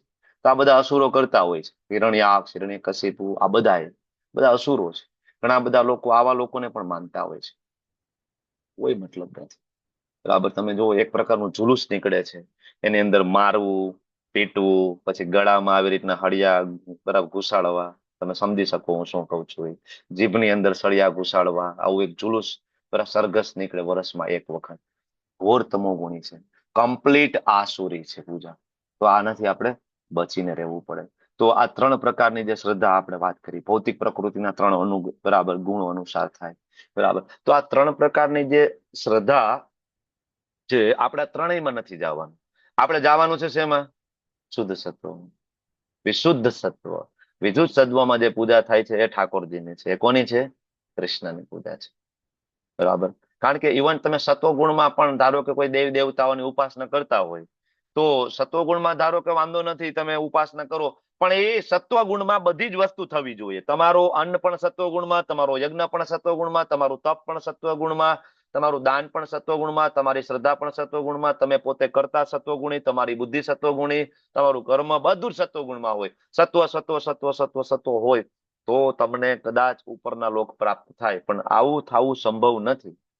કારણ કે આમાં ક્યાંક તો આપણાથી ચૂક થાય જ. ક્યાંક આપણે માનતા માની લઈએ, ક્યાંક આપણે બાધા રાખી લઈએ, એટલે ત્યાં રજોગુણનું મિશ્રણ થઈ ગયું. બરાબર. હંમેશા મિશ્રિત હોય છે. મિશ્રણ હોવાના કારણે એમાં ઉપરના લોક પ્રાપ્ત થવાની પણ શક્યતા નથી. તમે દેવી દેવતાઓની ઉપાસના ગમે એટલી કરી લો, કુળદેવીની ઉપાસના તમે ગમે એટલી કરી લો, ખોટું નહીં લાગતા, કારણ કે તમે લેવલ 2 ના પાર્ટિસિપન્ટ છો. બરાબર. દેવીની ઉપાસના ગમે એટલી પણ કરી લઈએ, બરાબર, પણ ભગવત પ્રાપ્તિ નથી થતી એનાથી. બરાબર. તમને મુક્તિ ક્યારેય મળતી નથી. તમને મોક્ષ પણ પ્રાપ્ત ના થાય. ભગવત પ્રાપ્ત તો ઠીક છે, પણ તમને મોક્ષ પણ પ્રાપ્ત ના થાય. ઇવન તમને દેવીનું ધામ પણ પ્રાપ્ત ના થાય, કારણ કે એના માટે પણ તમારો યજ્ઞ સત્વગુણમાં હોવો જોઈએ, તમારું દાન સત્વગુણમાં હોવું જોઈએ. તો સ્વર્ગ પ્રાપ્ત થવું પણ ખૂબ અઘરું છે, કારણ કે ગુણોનું મિશ્રણ હંમેશા રહે છે. એટલા માટે આ બધી જ માથાકૂટમાંથી બહાર નીકળીને શ્રદ્ધા એવી હોવી જોઈએ જે શ્રદ્ધા વિશુદ્ધ સત્વમાં હોય. એ માત્ર કૃષ્ણની છે, વિશુદ્ધ સત્વમાં. આના સિવાયનું કાંઈ પણ કર્મ, કૃષ્ણ સિવાયનું કાંઈ પણ છે, એ બધું જ કર્મકાંડ લેવલ ઉપર છે. એનો શ્લોક છે ને, યજ્ઞ અર્થાત કર્મણો અન્યત્ર લોકોયમ કર્મ બંધન. 3જા અધ્યાયમાં પણ ગયા કે જેમાં કૃષ્ણ નથી, બરાબર, તોય તમારી શ્રદ્ધા, એ તમારું દાન, એ તમારું તપ, એ તમારું અન્ન, વોટ એવર, એ બધું જ કર્મકાંડ છે. અને એનું તમને સારું અને ખરાબ બે રિઝલ્ટ મળે. કર્મકાંડ એને કહેવાય. એનું રિઝલ્ટ મળે, તમને ભોગવવું પડે, તમારે બે વસ્તુ ભોગવવી પડે. બરાબર. અને બંને વસ્તુ ભોગવવા માટે ફરીથી રીબર્થ, વારંવાર જન્મ મૃત્યુના ચક્કરમાં પણ આવવું પડે.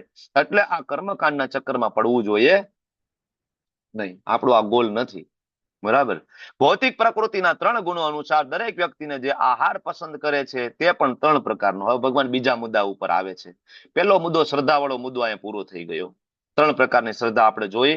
ચોથી પ્રકારની શ્રદ્ધાની આપણે ચર્ચા કરી. આમાં તમને કોઈ ડાઉટ નથી ને? 3 પ્રકારની શ્રદ્ધામાં હોય તો સાઈડમાં લખીને રાખો. હમણાં ક્લાસ પૂરો થાય એટલે આપણે એના ઉપર ચર્ચા કરશું. બરાબર. કે ભાઈ આ શ્રદ્ધા કોને કહેવાય, આ બરાબર, તો ચર્ચા કરશું આપણે.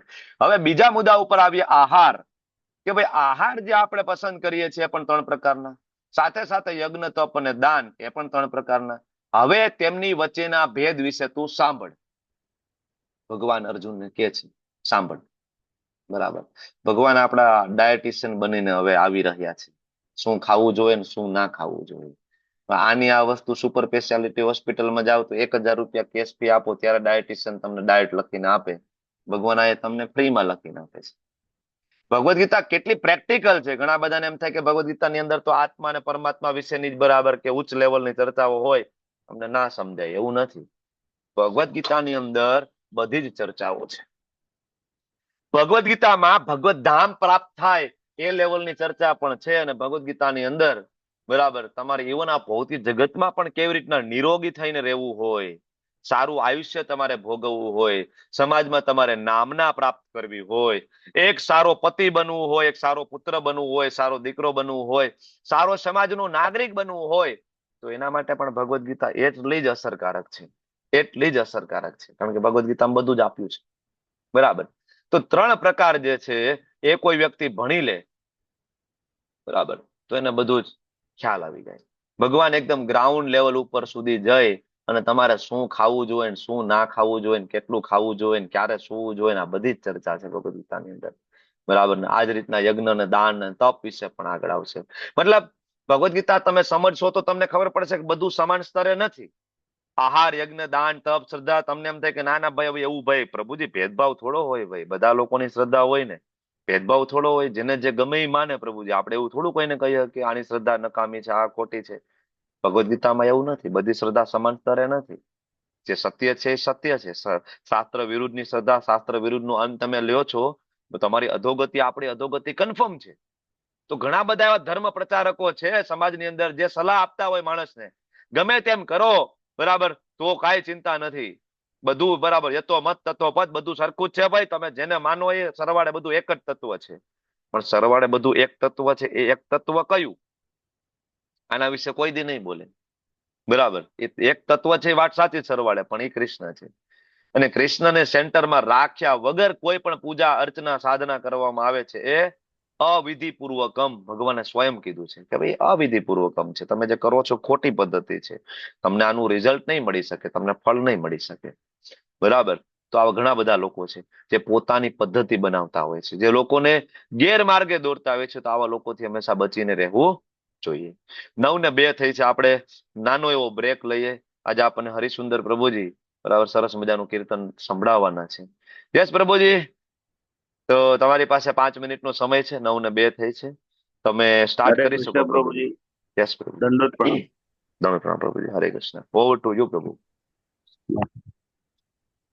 સદાચિતકાલિંદે તટ વિપિન સંગીત કરવું મુદા નારી વદન કમલ સ્વાદ મધુપહ રમા શંભો બ્રહ્મા મરપતિ ગણેશાર્ચિત પદો જગન્નાથ સ્વામી નયન પથગામી ભવતો મે ભુજે સવ્ય વેણુ શિરસે શિખે પિંછમ કટી તટે દુકુલમ નેત્રાંતે સચરી કટાક્ષમ વિદધતે સદા શ્રીમદ વૃંદાવન વસતે લીલા પરિચયો જગન્નાથ સ્વામી નયન પથગામી ભવતુ મે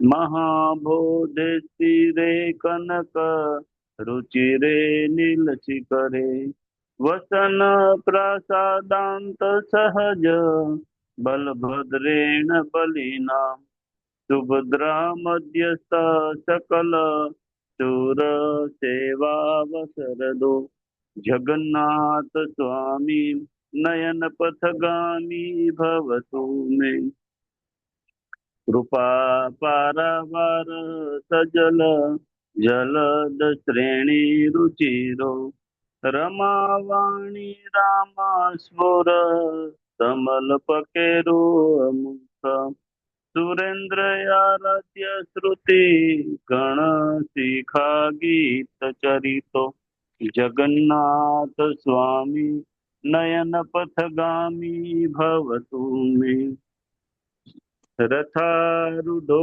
ગચ્છન પથી મિલિત ભૂદેવ પટલૈ સુતે પાદુર્ભાવમ પ્રતિ પદ્મોપાકરણ્ય સદય દયા સિંધુર બંધુ સકલ જગતામ સિંધુ સુતયા જગન્નાથ સ્વામી નયન પથગામી ભવતુ મે પરમ બ્રહ્મા પીડ કુવલય તલોત ફૂલ નયનો નિવાસી નીલાંદ્રો નિહિત ચરણો અનંત શિરસી રસાનંદી રાધા સરસ વપુરા લિંગન સુખો જગન્નાથ સ્વામી નયન પથગામી પવતુ મે નવૈયા ચે રાજ્યમ ન ચ કનક માણિક્ય વિભુમ નયા ચેહમ રમ્યામ સકલ જન કામ્યામ વરવતુમ સદા કાલે કાલે પ્રમથ પતિના ગીત ચરિતો જગન્નાથ સ્વામી નયન પથગામી ભવતુ મે હર ત્વમ સંસારમ દ્રુત તરમ સારમ શૂરપતે હર ત્વમ પાપાનામ વિત હિમા પરામય દવપતે અહો દિને અનાથે નિહિત નિશ્ચેત ચરણોમિદમ જગન્નાથ સ્વામી ભવતુ.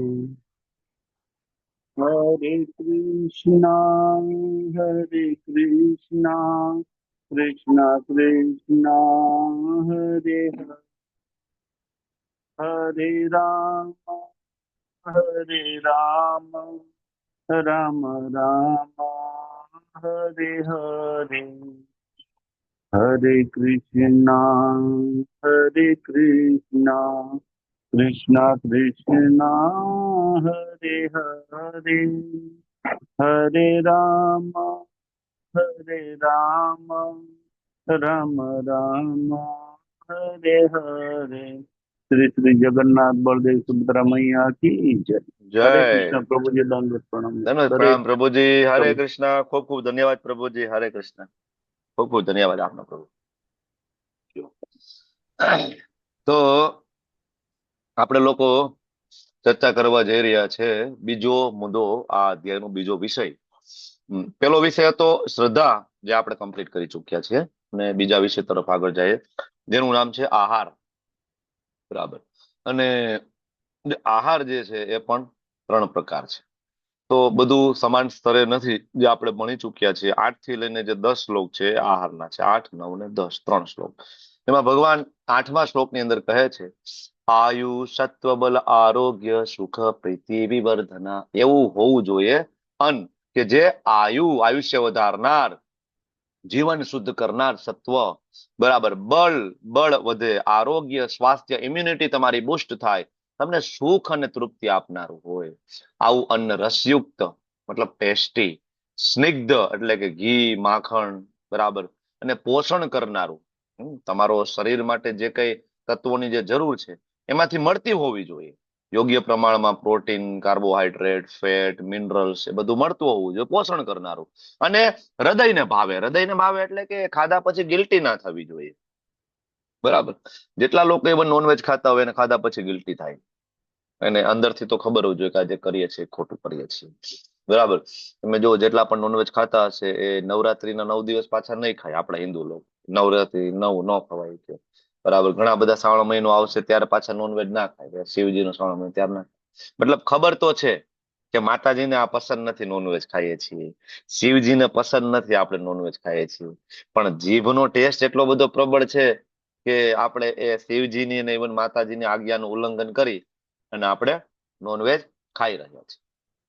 તો હૃદયને તો નથી ભાવતું પણ છતાં ખાય છે. તો એવું ના હોવું જોઈએ. ભગવાન કે હૃદયને ભાવે, ખાધા પછી તમને હૃદયને ભાવે, ગિલ્ટી ના થવી જોઈએ. આયુષ્ય વધારનાર, બરાબર. પેલી વસ્તુ આયુષ્ય વધારનાર, દૂધની બનાવટ, બરાબર, ચોખા, ઘઉં, ફ્રૂટ, શાકભાજી, શેકેલું ધાન્ય, ગોળ, બરાબર, જે આયુષ્ય વધારે. આયુષ્ય વધારે એટલે એવું નહીં કે ભાઈ આપણે કઈ 200-500 વર્ષ જીવવું છે ને ભોગ કરવા છે. આયુષ્ય વધે એટલા માટે કે વધારે આયુષ્ય હોય તો હું વધારે ભગવાનની સેવા કરી શકીશ, હું વધારે પ્રચાર કરી શકીશ. બરાબર ને? વધારે આયુષ્ય હશે તો હું વધારે પ્રચાર કરી શકીશ, કૃષ્ણની વધારે સેવા કરી શકીશ, છેક સુધી હું સરસ ભક્તિ કરી શકીશ ને. જીવન શુદ્ધ કરનાર. જીવન શુદ્ધ કરે એટલે ચેતનાને શુદ્ધ કરે. આપણે કહીએ ને કે અન્ન એવો ઓડકાર.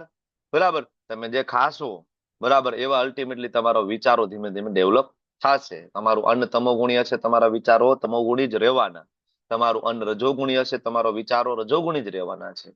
બરાબર, તો આ તમે માર્ક પણ કરજો. તમે થોડીક સાધના કરશો, થોડું 16 માળા સુધી તમે પહોંચી જાવ, રેગ્યુલર કરવાનું ચાલુ કરો ને, પછી તમે જોજો, પછી તમે બહાર કોઈના હાથનું જમશો જે અભક્તો હોય, હોટલનું ફૂડ ને એવું કઈ જમશો ને, તમને બીજા દિવસે સવારે સાધનામાં ડિફરન્સ ખબર પડશે. આવો ખબર પડે કેટલા લોકોને. હેન્ડરેજ કરો કે બહાર જમી લીધું હોય બરાબર, આપણે ક્યાંક ધારો કે પરાયણે ફરજિયાત જમવાનું થયું, જમી લીધું, પછી આપણને બીજા દિવસે મંગલા આરતીમાં ઉઠવાનું મન ના થાય, સુઈ જવું છે, આવું ફીલ થાય. અને બીજે દિવસે 16 માળા કરવામાં એવું લાગે કે ગોવર્ધન પર્વત ચડવાનો છે. બરાબર, આપણે મણકા આગળ હાલે જ નહીં એવું લાગે. આવું ફીલ થાય કે ના થાય? થાય કે ખાલી હું કહું છું? આચાર્યો કે છે, એકચ્યુઅલી હું નથી કહેતો, આચાર્યો કે છે કે જયારે ખરેખર કોઈ વ્યક્તિ સાધના કરે. મેં આની પહેલા એક એક્ઝામ્પલ આપ્યું હતું, તમને યાદ હોય તો. બરાબર, કે તમે કે ભાઈ કાદવ કીચડમાંથી જાઓ અને તમારા ઉપર કીચડ પડે તો તમને ખબર તો ત્યારે પડે કે તમે એક સ્વચ્છ કપડાં પહેરેલા હોય, તમે સરસ મજાનો વ્હાઈટ કુર્તો પહેરેલો હોય અને રોડ ઉપર જાતા હોય અને પછી બાજુમાંથી બાઇક વાળો નીકળે ફૂલ સ્પીડમાં અને કીચડ તમારા ઉપર ઉડાડે, ત્યારે તમને ખબર પડે આમાં ડાઘ પડે.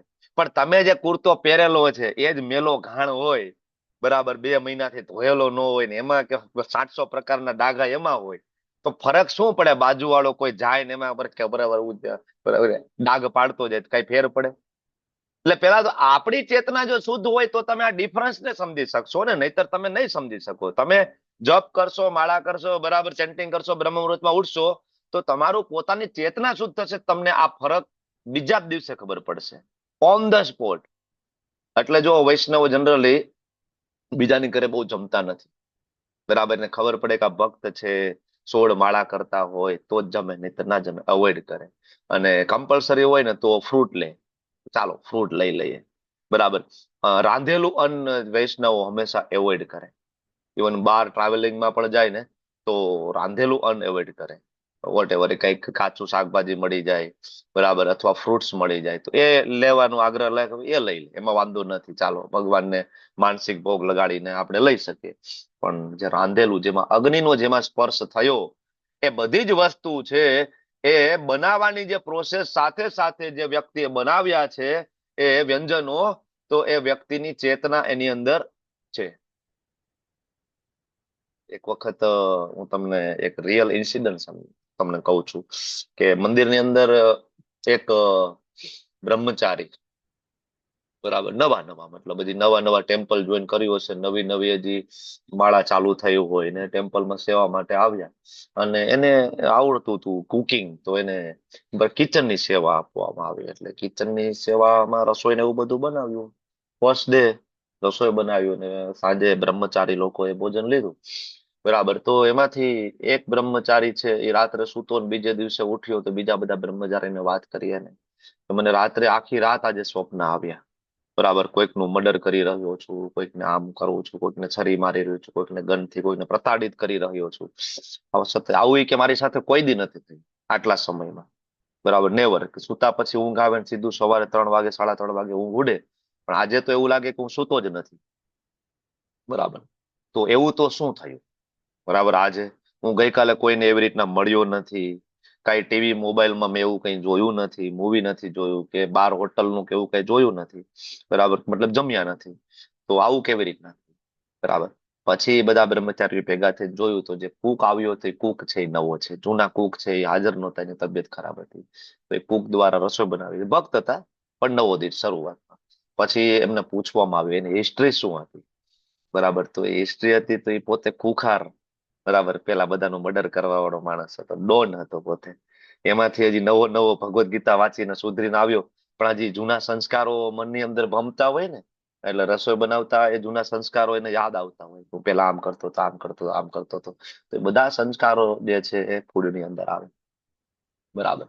તો એ ભગવાનના શુદ્ધ ભક્તોને ખ્યાલ આવે. એકચ્યુઅલી ભગવાનની લીલા છે આની પાછળ, કે એનાથી કેવી રીતના એ ભક્તને વધારે ઇમ્પ્રુવ કરી શકાય છે. તો પ્રશ્ન એવો તમને થવો જોઈએ ને કે ભક્તે તો ભોગ બનાવ્યો પછી ભગવાનને ભોગ લગાડી દીધો હોય, તો એમાંથી એ બધું નીકળી ના જવું જોઈએ? ભગવાનને ભોગ લગાડીએ તો આ બધું નીકળી જવો પ્રશ્ન થવો જોઈએ ને તમને. પણ એકચ્યુઅલી ભગવાનની પોતાની જ લીલા હોય. બરાબર, કે કેવી રીતના એને વધારે સંગ આપી શકાય, એને વધારે ચેતનાને શુદ્ધ કરવા માટે પછી બીજા ભક્તો શું કરી શકે, એને વિચારોમાંથી બહાર કાઢવા માટે, એને ગાઈડન્સ આપવા માટે, તો ભગવાન આવી લીલા કરતા હોય. તો ભગવાનના ભક્તોને ખબર પડી જાય. તો આ છે જીવન શુદ્ધ કરનારો ખોરાક. કારણ કે ખોરાકના જે 3 ભાગ લેવલ 1 માં ભણ્યા છીએ. મોટા ભાગનો ભાગ તો મળ બને, બરાબર, થોડોક ભાગ છે એમાંથી તમારું માંસ, હાડકા, ચરબી બને, અને એક ભાગ છે એમાંથી તમારી સૂક્ષ્મ આધ્યાત્મિક પેશી બને છે. આના ઉપર તમારું સ્પિરિચ્યુઅલ જીવન છે ડિપેન્ડ કરે છે. ખોરાકનો બહુ મોટો રોલ છે. બરાબર, એટલે જ્યાં ત્યાં નહીં ખાવાનું. એના પછી આવે બળ આપનારું. બળ શેના માટે? કોઈને હેરાન કરવા માટે બળ જોઈએ છે, બરાબર, કાંઈ બાયસેપ ને ટ્રાયસેપ્સ બનાવવાના છે, બરાબર. બળ એટલા માટે ઠાકોરજીની સેવા સારી રીતના થાય. બરાબર, ઠાકોરજીની સેવા સારી રીતના થાય એટલા માટે બળ. મંગલા આરતીમાં ભગવાનનો દીવો લઈને ભગવાન આ રીતના બરાબર ને જે આરતી સવારે કરે એના માટે શક્તિ જોઈએ, તાકાત જોઈએ, ત્યારે એ બધી વસ્તુ થાય છે. એમને નથી થતું. એના માટે પણ વ્યવસ્થિત ખોરાક જોઈએ. તો બરાબર, એના માટે પ્રોપર પ્રોટીન જોઈએ. તો ભાઈ પ્રોટીન તો મીટમાં જ મળે ને ભાઈ. અત્યારના લોકો શું કે ભાઈ મીટમાં, એના માટે તો મીટ, નોનવેજ ખાવું જોઈએ. હાથીમાં ખૂબ તાકાત હોય. હાથી ક્યાં નોનવેજ ખાવા જાય છે? સાંઢ, બળદિયામાં કેટલી તાકાત હોય બળદમાં, બરાબર, જે ખેતર ખેડતો હોય બળદ, એ કેદી બરાબર માછલી ખાવા ગયો તો બળદ, એને ક્યાં તાકાત આવી? એ તો લીલા શાકભાજી ખાય છે ને તાકાત એને આવે છે ને. બરાબર. તો અહીંયા જે શબ્દ વાપરવામાં આવ્યો છે સ્નિગ્ધ અને રસયુક્ત, આ 2 શબ્દનું ઘણા બધા લોકો ઊંધો અર્થ પણ કાઢે છે કે રસ એટલે માંસ રસ અને સ્નિગ્ધ એટલે ચરબી વાળો ખોરાક, મતલબ નોનવેજ. મતલબ કૃષ્ણએ નોનવેજ ખાવાની સલાહ આપી છે. તો એ લોકો ભૂલી ગયા કે 4થા અધ્યાયમાં ભગવાને કીધું છે અન્નાદ ભવતી ભૂતાની, યજ્ઞ ચક્ર જયારે ભણાવ્યું ત્યારે. 9મા અધ્યાયમાં ભગવાને કીધું છે પત્રમ પુષ્પમ ફલમ તોયમ. ત્યાં ભગવાને એવું નથી કીધું કે માછલી, ઈંડું, બકરી, કુકડો આપો. બરાબર, ત્યાં લખ્યું છે પત્રમ પુષ્પમ ફલમ તોયમ. એમાં ક્યાંય નોનવેજ ને કોઈ અવકાશ છે નહીં. ક્લિયર કટ કે આટલું મને ભોગ લગાડો, બરાબર, અને એ જ જમવું. બહુ ક્લિયર છે. બરાબર. તો બળ આપનારું સ્વાસ્થ્ય એટલે કે ઇમ્યુનિટી. આપણે કોરોનામાં ભણી ગયા ને, એક કોરોના આવ્યો, લોકો સીધા દોર થઈ ગયા હતા. બધા હોટલમાં જતા બધા બંધ થઈ ગયા. ઘરે સવાર સાંજ બધા ઉકાળા પીતા થઈ ગયા. પુષ્કળ પ્રમાણમાં પાણી પીતા થઈ ગયા. ઘરનું બનાવેલું જ બધા ખાતા હતા. બહાર કાંઈ નહીં. બધા માતાજીઓ અલગ અલગ કહેવાય કે ફૂડ વેરાયટી યુટ્યુબમાં જોઈને શીખવા માંડ્યા. હવે હોટલમાં જવા મળશે નહીં. જે કઈ બનાવો, ઈડલી બનાવો, ઢોસા બનાવો, પીઝા, પાસ્તા બનાવો, ઘરે જ બનાવો. એકચ્યુઅલી અમારા ઘરમાં એ ટ્રેન્ડ આવ્યો એ ત્યાંથી આવ્યો કોરોનામાં, એટલે મને યાદ આવે છે. દીપેશ્વરી ત્યારે એ કોરોનાનો જે લોકડાઉનનો સમય હતો એમાં એને બધું શીખ્યું. તો અત્યારે બધું ચાલે છે એમનું કન્ટિન્યુ. કારણ કે હવે તો બહાર જવાનું બંધ થઈ ગયું, તે બધું ચાલે. તો કોરોનાના આશીર્વાદ છે આમ જોઈ તો આપણા ઉપર તો. કારણ કે ઇવન આપણી આ ઇસ્કોન મેંગલુરુની ઓનલાઈન યાત્રા છે એ જ કોરોનાના કારણે ચાલુ થઈ છે, ઓનલાઈન ઝૂમ. બરાબર. તો કોરોનાએ ઘણા બધા લોકોને સીધા દોર કરી દીધા છે. પણ ઘણા બધા લોકો હજી આમાંથી પણ કઈ જ્ઞાન પ્રાપ્ત કર્યું નથી. કોરોનાએ આપણને શીખડાવ્યું હતું કે બહારનું ના જમવું જોઈએ, અભક્તોના હાથનું ના જમવું જોઈએ, બરાબર, બધા લોકોને ના મળવું જોઈએ, થોડું લોકો સાથે ડિસ્ટન્સ રાખવું જોઈએ, બરાબર, અને બિનજરૂરી ઘરની બહાર ના નીકળવું જોઈએ, ઘરની અંદર રહેવું જોઈએ, ભગવાનની ભક્તિ કરવી જોઈએ. કોરોના આપણે બધું આટલું બધું શીખડાવીને ગયો હતો, બરાબર, પણ બિચારો ફેલ થઈ ગયો. પાછો બીજી વાર આવ્યો તોય ફેલ થઈ ગયો, પાછો ત્રીજી વાર આવ્યો તોય ફેલ થઈ ગયો. આપણે આ કળિયુગની પ્રોડક્ટ છીએ આપણે. હમ નહીં સુધરેંગે. તમે કોરોના મોકલો કે કોરોનાના પિતાજી મોકલો, અમે સુધરશું નહીં. અમે હજી એ જ હોટલનું હળી ગયેલું, બરાબર, જે અઠવાડિયામાં એકવાર ગ્રેવી બનાવે અને રોજ ગરમ ગરમ કરીને આપે, અમે એ જ ખાવાના છીએ. બરાબર, અમે એ જ લારી ઉપર જઈને પાણીપુરી ખાવાના છીએ કે જે ભાઈ અઠવાડિયાથી નાયો નથી. એનું હાથ ધોવાનું, બરાબર, એનું કહેવાય ટોયલેટ બાથરૂમ ગયા પછી હાથ ધોવાનું એમાં જ છે. બરાબર, જે પાણી તમને બરફ પાણીપુરીમાં નાખીને આપે છે એમાં જ એનું હાથ ધોવાનું, એનો કહેવાય પરસેવો લૂછવાનું, એ બધો કાર્યક્રમ બધો એમાં જ છે, મટકાની અંદર જ. એટલે એમાં બહુ ટેસ્ટ આવે છે આપણને. કારણ કે આપણે મૂળ તમોગુણ માં રહ્યા, એટલે તમોવાળી વસ્તુ આપને પ્રિય છે. સતોગુણી લોકોને આ જોવું પણ ના ગમે. એ જોવે પણ નહીં, ભૂખ્યો મરી જાય પણ એ આની પાસે તો કોઈ દી ઉભો પણ ના રહે ને ખાય પણ નહીં. તમારી જેવી ચેતના એવું તમને પસંદ આવશે? સિમ્પલ. તમે તમારી ચેતના જેવી ડેવલપ કરી હશે, બરાબર. તો સ્વાસ્થ્ય જે વર્ધક હોય, ઇમ્યુનિટી બુસ્ટ કરે એવો ખોરાક લેવો જોઈએ. સુખ આપનારું હોય, તૃપ્તિ આપનારું હોય, રસયુક્ત 6 પ્રકારના રસ, મધુર, અમ્લ, લવણ, કટુ, તિક્ત, કસાય આપણે વાત કરી છે. રસયુક્ત, બરાબર. સ્નિગ્ધ એટલે પશુવધની ચરબી નહીં, અહીંયા ઘી, માખણ, પનીર, દૂધની વાત થાય છે. ભગવાનને ખૂબ ગમે છે. ઘણા બધા એમ કે અમે તો વિગન છીએ, બરાબર, અમે દૂધની વસ્તુ ના લઈએ. નહીં, અમે વિગન નથી ભાઈ, અમે પ્રસાદટેરિયન છીએ. અમે વેજીટેરિયન પણ નથી, અમે નોન વેજીટેરિયન પણ નથી, અમે વિગન પણ નથી, અમે ચોથું જ છીએ, પ્રસાદટેરિયન. કૃષ્ણને જે ભોગ લાગે ને અમે બધું ખાઈશું. કૃષ્ણએ શાસ્ત્રમાં જે કીધું છે, કૃષ્ણએ દૂધ કીધું છે, અમે વિગન નહીં બનીએ કારણ કે કૃષ્ણને દૂધ ભાવે છે, એટલે અમે પણ દૂધ, માખણ, ઘી બધું લઈશું. હા, પણ દૂધનું જે સોર્સ જે છે, બરાબર, એના વિશે આપણે જરૂર એલર્ટ રહીશું. જ્યાંથી દૂધ આવે છે, સારી જગ્યાએથી દૂધ લઈએ, જ્યાં ગાય માતાનું વ્યવસ્થિત પોષણ પાલન થતું હોય એવી જગ્યાએથી લઈશું. આપણે પ્રોત્સાહન નહીં આપીએ પશુવધને, બરાબર. તો સ્નિગ્ધ, પોષણ કરનારું અને હૃદયને ભાવે એવું પોષણ કરનારું હોવું જોઈએ શરીરને, બરાબર ને. કે તમે જો દારાસિંહ, બરાબર, એ પ્યોર વેજીટેરિયન હતો ને. ઘણા બધા એવા અત્યારે સેલિબ્રિટીઝ જે છે, જે કે બોડી બિલ્ડર છે, પણ પ્યોર વેજીટેરિયન છે, બરાબર. હવે આજકાલ તમને ખબર કેવી રીતના પડે શું ખાવું જોઈએ? તો સિમ્પલ, ટીવીમાં જેની જાહેરાત આવે ના ખાવું જોઈએ. ટીવીમાં જેની પણ એડ આવે ના ખાવું જોઈએ, કારણ કે ટીવીમાં એડ એની જ આવશે જે નથી ખાવાનું એનું. ટીવીમાં પિઝાની એડ આવશે, પાસ્તાની એડ આવશે, બર્ગરની એડ આવશે. ટીવીમાં કોઈ દી એડ આવી? સફરજનની એડ આવી કોઈ દી? ટીવીમાં નહીં આવે, બરાબર. ટીવીમાં ક્યારે મોસંબીનું જ્યુસ પીવાનું ફ્રેશ, હા, બરાબર, એની કોઈ દી આવી એડ? નહીં આવે. ગાજર ખાવાની સલાહ કોઈ દી ટીવી વાળા આપી આપણને આજ સુધી? ગાજર ખાવા જોઈએ, કાકડી ખાવી જોઈએ, ટમેટા ખાવા જોઈએ, બરાબર. ટીવીમાં કોઈ દી પાલકનું શાક ખાવાની કોઈ દી જાહેરાત કરી? કોઈ ખાવું જોઈએ પાલકનું શાક, બરાબર, એ નહીં કરે કોઈ દી જાહેરાત. કારણ કે જેટલી પણ એડ આવે છે એ બધી ડેડ ફૂડની એડ આવે છે. એ બધા ફૂડને ડેડ ફૂડ કહેવાય, બરાબર. જેટલા પણ, બરાબર. બિસ્કિટ ડેડ ફૂડ છે એકચ્યુઅલી. બિસ્કિટને મૂકી દો ને એને કીડા પણ ન અડે, એમાં કીડાય ન પડે બિસ્કિટની અંદર. ડેડ ફૂડ છે એ, બરાબર. આપણે ખાવું જોઈએ લાઈવ ફૂડ, વેજીટેબલ્સ, ફ્રૂટ્સ, બરાબર. જે વસ્તુ શોર્ટ ટાઈમની અંદર બગડી જાય ને એ વસ્તુ ખાવી જોઈએ. મતલબ એ લાઈવ છે. ફ્રૂટ છે શોર્ટ ટાઈમમાં બગડી જાય કે નહીં? વેજીટેબલ્સ બગડી જાય ને, તો ખરેખર એ ખાવી જોઈએ કારણ કે લાઈવ છે. જે વસ્તુ લાંબા ગાળા સુધી બગડતી ન હોય ને એને બને ત્યાં સુધી અવોઇડ કરવી જોઈએ. ટીવીમાં જનરલી જાહેરાત ડેડ ફૂડની જ આવે, લાઈવ ફૂડની ના આવે, બરાબર. એટલે આપણે અવોઇડ કરવું જોઈએ. ઓકે, તો સત્વગુણી, પછી રજોગુણી. હમણાં આપણે વાત થઈ એવું અતિશય કડવું, ખાટું, ખારું, ગરમ, તીખું, લુખું, બળતરા કરનારું અન્ન રજોગુણી મનુષ્યને પ્રિય છે. આવું દુઃખ, શોક, રોગ ઉત્પન્ન કરનારું હોય છે. આપણને આવું જ ભાવે, બરાબર. પિઝા, પાસ્તા, બર્ગર, બરાબર, પાણીપુરી, બરાબર. શરૂઆતમાં તો મીઠું લાગે પણ અંતે એ ઝેર જેવું છે. ભગવાન કહે છે અતિશય કડવું. કડવો ખોરાક ઘણા બધાને ભાવતો હોય. સૌથી કડવું ખબર છે તમને? લોકોને સીસીડી માં જઈને કોફી પીવાનો ટ્રેન્ડ છે ને બધાને બહુ ભાવે. ક્યારે પીધી છે કોફી સીસીડી માં જઈને? જે લોકો રેગ્યુલર ના પીતા હોય ને તે ઘૂરડો પીને ફેંકી દે, કારણ કે એટલી કડવી હોય. એમ લાગે કે આના કરતા કારેલાનું જ્યુસ પી લઉં, કઈક ફાયદો તો કરે. આટલું કડવું નાખીને ફાયદો તો કઈ કરવાનો, એટલી કડવી હોય છે. છતાંય લોકોની ભાવે છે. 500 રૂપિયાનો ગ્લાસ હોય છે એક એક. આપણે વિચાર ના કરીએ કે 500 રૂપિયા આખા મહિનાની ઘરે આપણે બરાબર કોફી બનાવી હતી. એક ગ્લાસ નો બરાબર એટલો ભાવ લેતા હોય છે. એકદમ કડવી. તો કે આપણે વૈષ્ણવ તો કોફી પીતા નથી, ચા નથી લેતા, કારણ કે એની અંદર ટેનિન, કેફીન હોય છે, જે આપણે ભક્તિ માટે બાધારૂપ છે, બરાબર. તો કડવું જયારે કોઈ વ્યક્તિ લે છે, ઇન્ડાઇજેશન થાય છે, એને કબજિયાતના પ્રોબ્લેમો રહે છે. જે લોકોને કોફી પીવાનો બહુ ટેવ હોય, કડવું લેવાનું બહુ ટેવ હોય ને, બરાબર, એનું ડાયજેશન ના થાય, પાચન ના થાય, એને કબજિયાત રહે. એટલા માટે જેને ડાયરિયા થયા હોય એને કોફી પીવાની સલાહ આપે, ખબર છે? જેને ડાયરિયા થયા હોય ને, બરાબર, પેટ સાફ વારંવાર જતા હોય ને, એને એમ કે ભાઈ 2 કોફી પી લો, થોડુંક દહીં લઈ લો, એટલે એને રેડી થઈ જાય. એનો મતલબ એવો કોફી શું કરે છે? કોન્સ્ટિપેશન કરે છે, તમને બંધ બધું જામાવી દે અંદર, બરાબર. તમે ભક્તિ ના કરી શકો, તમે કોફી પીવો ને તમને કોન્સ્ટિપેશન હોય ને સવારે ઉઠીને તમારું પેટ સાફ બરાબર ના આવતું હોય ને, તમે ચેન્ટિંગ ના કરી શકો. આ સાયન્ટિફિક છે એકચ્યુઅલી. તમારું મન જપમાં ના લાગે.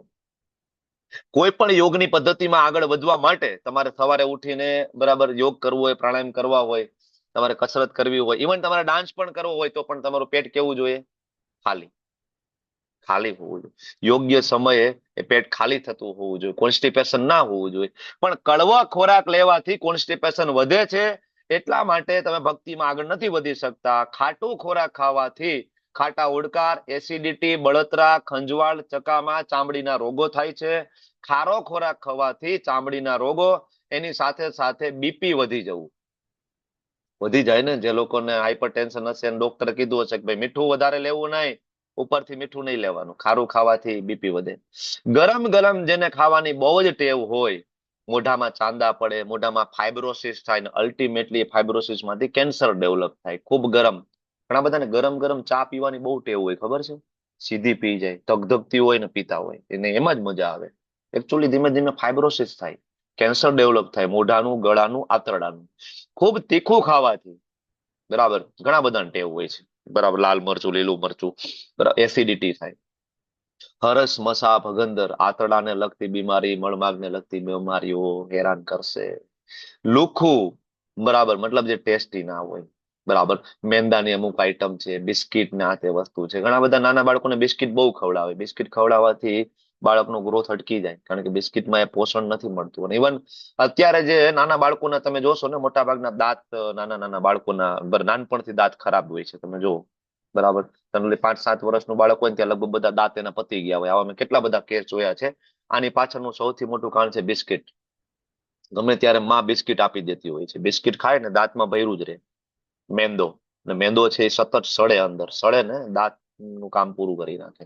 એટલે આવા લુખું અને બળતરા કરે એવું આવા જે ખોરાક છે ને, ભગવાન કે આ રજોગુણી લોકોને પ્રિય હોય. તમે કોઈ દિવસ ભક્તિમાં ઉન્નત ના થઈ શકો જો આવી ખોરાક તમે લેતા હોય, કારણ કે દુઃખ ને રોગ આપશે, શોક આપશે. કયા કયા રોગ આપશે મેં તમને આખું લિસ્ટ આપી દીધું છે કે આ ખાવાથી આ રોગ થશે. તો આનાથી બચીને રહેવું જોઈએ આપણે ભક્તિમાં આગળ વધવું હોય તો. અત્યારે લોકોને આવું જ ભાવે છે, ચાઇનીઝ, પંજાબી ફૂડ બરાબર. અને એના પછી આવે તમોગુણી. તમોગુણી એટલે કે ભોજન કરવાના 3 કલાક પહેલા રાંધેલું હોય ના ખવાય. ઘણા બધાને હેબિટ હોય, ખાસ તો માતાજીઓને બહુ હેબિટ હોય. રાત્રનું રાંધેલું હોય, રાત્રે જે બરાબર ખીચડી બનાવી હોય તો સવારે ખીચડી થેપલા બની જાય. બરાબર બપોરે ભાત બનાવ્યા હોય, ભાત વહી જાય, સાંજે વઘારેલા ભાત બની જાય. બરાબર સાંજની રોટલી પેડી હોય તો સવારે રોટલીના કટકા બનીને રોટલીનું શાક બની જાય પાછું એમાં બરાબર નાખીને. કઈ નું કઈ એમાંથી મેનુ બનતું હોય, એને આગળ પાછળ હાલતું જ હોય. બરાબર સવારની રોટલી બપોરે હાલતી હોય, પાછો બપોરનો લોટ વધ્યો હોય તો પાછો ફ્રીજમાં જાય ને, ફરી સાંજે લોટ પાછો ફ્રીજમાંથી બહાર નીકળે ને એની રોટલી હાલતી હોય ને. ભગવાન ના પાડે છે, ના ખાવું જોઈએ વાસી. દરેક સમયે ફ્રેશ બનાવીને. બરાબર તમે ઘરે જ રહેતા હોય, તમે જોબ ના કરતા હોય, તમારે અનુકૂળતા હોય ને, તમારે 3 કલાકથી વધારે સમય થઈ ગયો હોય એવું ફૂડ ના ખાવું જોઈએ. સિવાય કે તમે જોબ ઉપર જતા હોય, તમારે ટિફિન લઈને જવાનું થતું હોય બરાબર, તો ઇટ્સ ઓકે, તમે સત્વગુણી ખોરાક સવારમાં બનાવો, ઠાકોરજીને ભોગ લગાડીને વિશુદ્ધ સત્વમાં એને કન્વર્ટ કરો, અને એ વસ્તુ એના બગડવાના સમય મર્યાદા સુધી એટલે કે 6-7 કલાક સુધી ખાઈ શકો, વાંધો નથી આવતો. આ પહેલી વસ્તુ છે કે આપણે આ સુધારો લાવવો જોઈએ. બીજું, સ્વાદવિહીન, બગડેલું અને દુર્ગંધ મારતું બરાબર આજકાલના લોકોને ખૂબ ગમે. બરાબર તો ઘણા બધા એમ કે ભાઈ ડુંગળી લસણ ના ખાવા જોઈએ. ક્યાં લખ્યું છે? અહીંયા લખેલું છે. આપણે લેવલ 1 માં ચર્ચા થઈ ગઈ છે, હું બહુ ડિટેલમાં નથી જતો. ડુંગળી લસણ ના ખાવા જોઈએ. સ્વયં ભગવાને 17.10 માં કીધું છે દુર્ગંધ મારતો ખોરાક ના લેવો જોઈએ. કોઈનું એઠું ના ખાવું જોઈએ. પણ હા, એઠું ખાઈ શકાય. કોનું એઠું ખાઈ શકાય? જેને શાસ્ત્રમાં નિર્દેશ કર્યો છે. કોનું એઠું ખાઈ શકાય? ભગવાનનું. પરમ વૈષ્ણવ હોય. ભગવાનનું એઠું ના કહેવાય, તો ભોગ કહેવાય. ભક્તોનું શુદ્ધ ભક્તો. હા, ઉચ્ચિષ્ટ. નારદજીએ ઉચ્ચિષ્ટ લીધું હતું ને, નારદજી બરાબર ઉચ્ચિષ્ટ. તો પરમ વૈષ્ણવો હોય, જેમ કે ગુરુ મહારાજ હોય, શુદ્ધ ભક્તો હોય, એમનું ઉચ્ચિષ્ટ લઈ શકાય છે. બાકી સામાન્ય માણસોનું એઠું ના ખાવું જોઈએ. એક પ્લેટમાં પણ ના જમવું જોઈએ. ઘણા પતિ પત્નીને એક પ્લેટમાં જમવાનું ટેવ હોય, એક પ્લેટમાં બેસીને જમતા હોય ને, ના જમવું જોઈએ. એક પ્લેટમાં પણ ના જમવું જોઈએ. તમારી પ્લેટ જુદી રાખ. ક્યારેક બ્રહ્મચારીને જમતા તમે જુઓ, બ્રહ્મચારી તમારી ઘરે ક્યારેક બોલાવો, વૈષ્ણવ ભોજ કરાવો અને જે ભગવાનના ભક્ત બ્રહ્મચારી જમે એને જમતા જુઓ તમે, તમને ખ્યાલ આવશે કેવી રીતના જમે છે, કેટલું એ લે છે. અને એ જમી લે ને તો એ પ્લેટ ક્લીન કરી નાખે, એક દાણો પણ અંદર ના રહેવા દે, ચોખાનો એક દાણો પણ અંદર ના હોય. આ રીતના આમ લઈ, તમને કદાચ ગમે પણ નહીં, પણ એનો ભાવ એકચ્યુઅલી એવો છે કે મારા ભગવાનનો પ્રસાદ છે, આને એઠવાડમાં કેવી રીતના જવા દેવાનો, આ ગટરમાં જશે. એ એક એક ચોખો વિચાર કરો, એક ચોખા માટે બરાબર શિવજીએ તાંડવ કર્યું હતું. ખબર છે, નારદજીને ભગવાન વિષ્ણુનો પ્રસાદ મળ્યો, નારદજી શિવજી પાસે ગયા કે આજ તો મને ભગવાનનો મહાપ્રસાદ મળ્યો. શિવજી કે એકલા એકલા કેવી રીતના ખાધો, મને કેમ ના આપ્યો? શિવજી તાંડવ કરવાનું ચાલુ કર્યું, મને કેમ ના મળે ભગવાનનો પ્રસાદ? બરાબર. ત્યારે નારદજીએ પોતાના નખમાં એક ચોખાનો દાણો હતો એ કાઢીને શિવજીને આપ્યો. શિવજીએ દાણો ખાધો હતો, ભગવાન વિષ્ણુનો પ્રસાદ. શિવજી મહાભાવમાં આવી ગયા હતા, માતા પાર્વતી આવ્યા, એકલાય કેવી રીતના ખાધું? તમે મારા પતિ છો, તમારી હું અર્ધાંગીની, મને કેમ ભગવાનનો પ્રસાદ ના આપ્યો? હવે હું તપશ્ચર્યા કરીશ. ત્યારે માતા પાર્વતી તપશ્ચર્યા કરવા બેસે છે, ભગવાન વિષ્ણુ પ્રગટ થાય છે, બરાબર, અને એમને વરદાન આપે છે. અને માતા પાર્વતી કહે છે ખાલી મને પ્રસાદ જોઈએ છે એવું નહીં, મારા બધા જ બાળકોને તમારો અવિરત પ્રસાદ મળવો જોઈએ, એવી કૃપા કરો. નારદજીએ ભલે એકલા જમી લીધું, મારા પતિદેવે ભલે એકલાએ લઈ લીધું, પણ હું તો માં છું, મારા બાળકોને મૂકીને કેવી રીતના પ્રસાદ લઉં? એવી કૃપા કરો કે તમે આખા જગતને પ્રસાદ આપો. જગન્નાથજી એટલા માટે પ્રગટ થયા છે. આ પણ એક સ્ટોરી છે.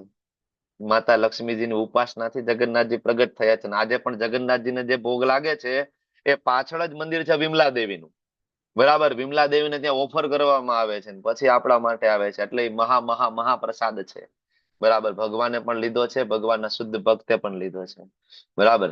તો એક ચોખાના દાણા માટે તાંડવ થયેલું છે. એટલે બ્રહ્મચારી લોકો પ્લેટને લોહી નાખે, ક્લીન, નીટ એન્ડ ક્લીન કરીને, બરાબર. ખાલી ધોવાની છે પાણી નાખીને, બાકી હોય બાકી ધોયા જેવી પ્લેટ કરીને, તમને કદાચ ગમે નહીં, બરાબર. પણ આ ભાવ છે એની પાછળનો, આવી રીતના જમવું જોઈએ. અસ્પૃશ્ય વસ્તુ, એઠું, બરાબર, આવું ભોજન ના ખાવું જોઈએ, કારણ કે આ લોકો જે તમોગુણી હોય એને પ્રિય છે. આપણને આવું પ્રિય ના હોવું જોઈએ, આપણે આવું વસ્તુ ખાવી જોઈએ નહીં. પ્રેક્ટિકલ ટિપ્સ છે ને આજના અધ્યાયની અંદર, કે શું ખાવું જોઈએ, શું ના ખાવું જોઈએ, બરાબર. તો આજે આપણે અહીંયા નાનો એવો વિરામ લઈને આવતીકાલે પછી આ અધ્યાયને આપણે આગળ વધારીશું. વાંછા કલ્પતરુભ્યશ્ચ કૃપા સિંધુભ્યૈવ ચ પતિતાનાં પાવનેભ્યો વૈષ્ણવેભ્યો નમો નમઃ. અનંત કોટિ વૈષ્ણવ કી જય. શ્રી પ્રભુપાદ કી જય. ગુરુ મહારાજ કી જય. હરે કૃષ્ણ કૃષ્ણ કૃષ્ણ હરે હરે, હરે રામ રામ રામ હરે હરે. હરે કૃષ્ણ પ્રભુજી. હરે કૃષ્ણ.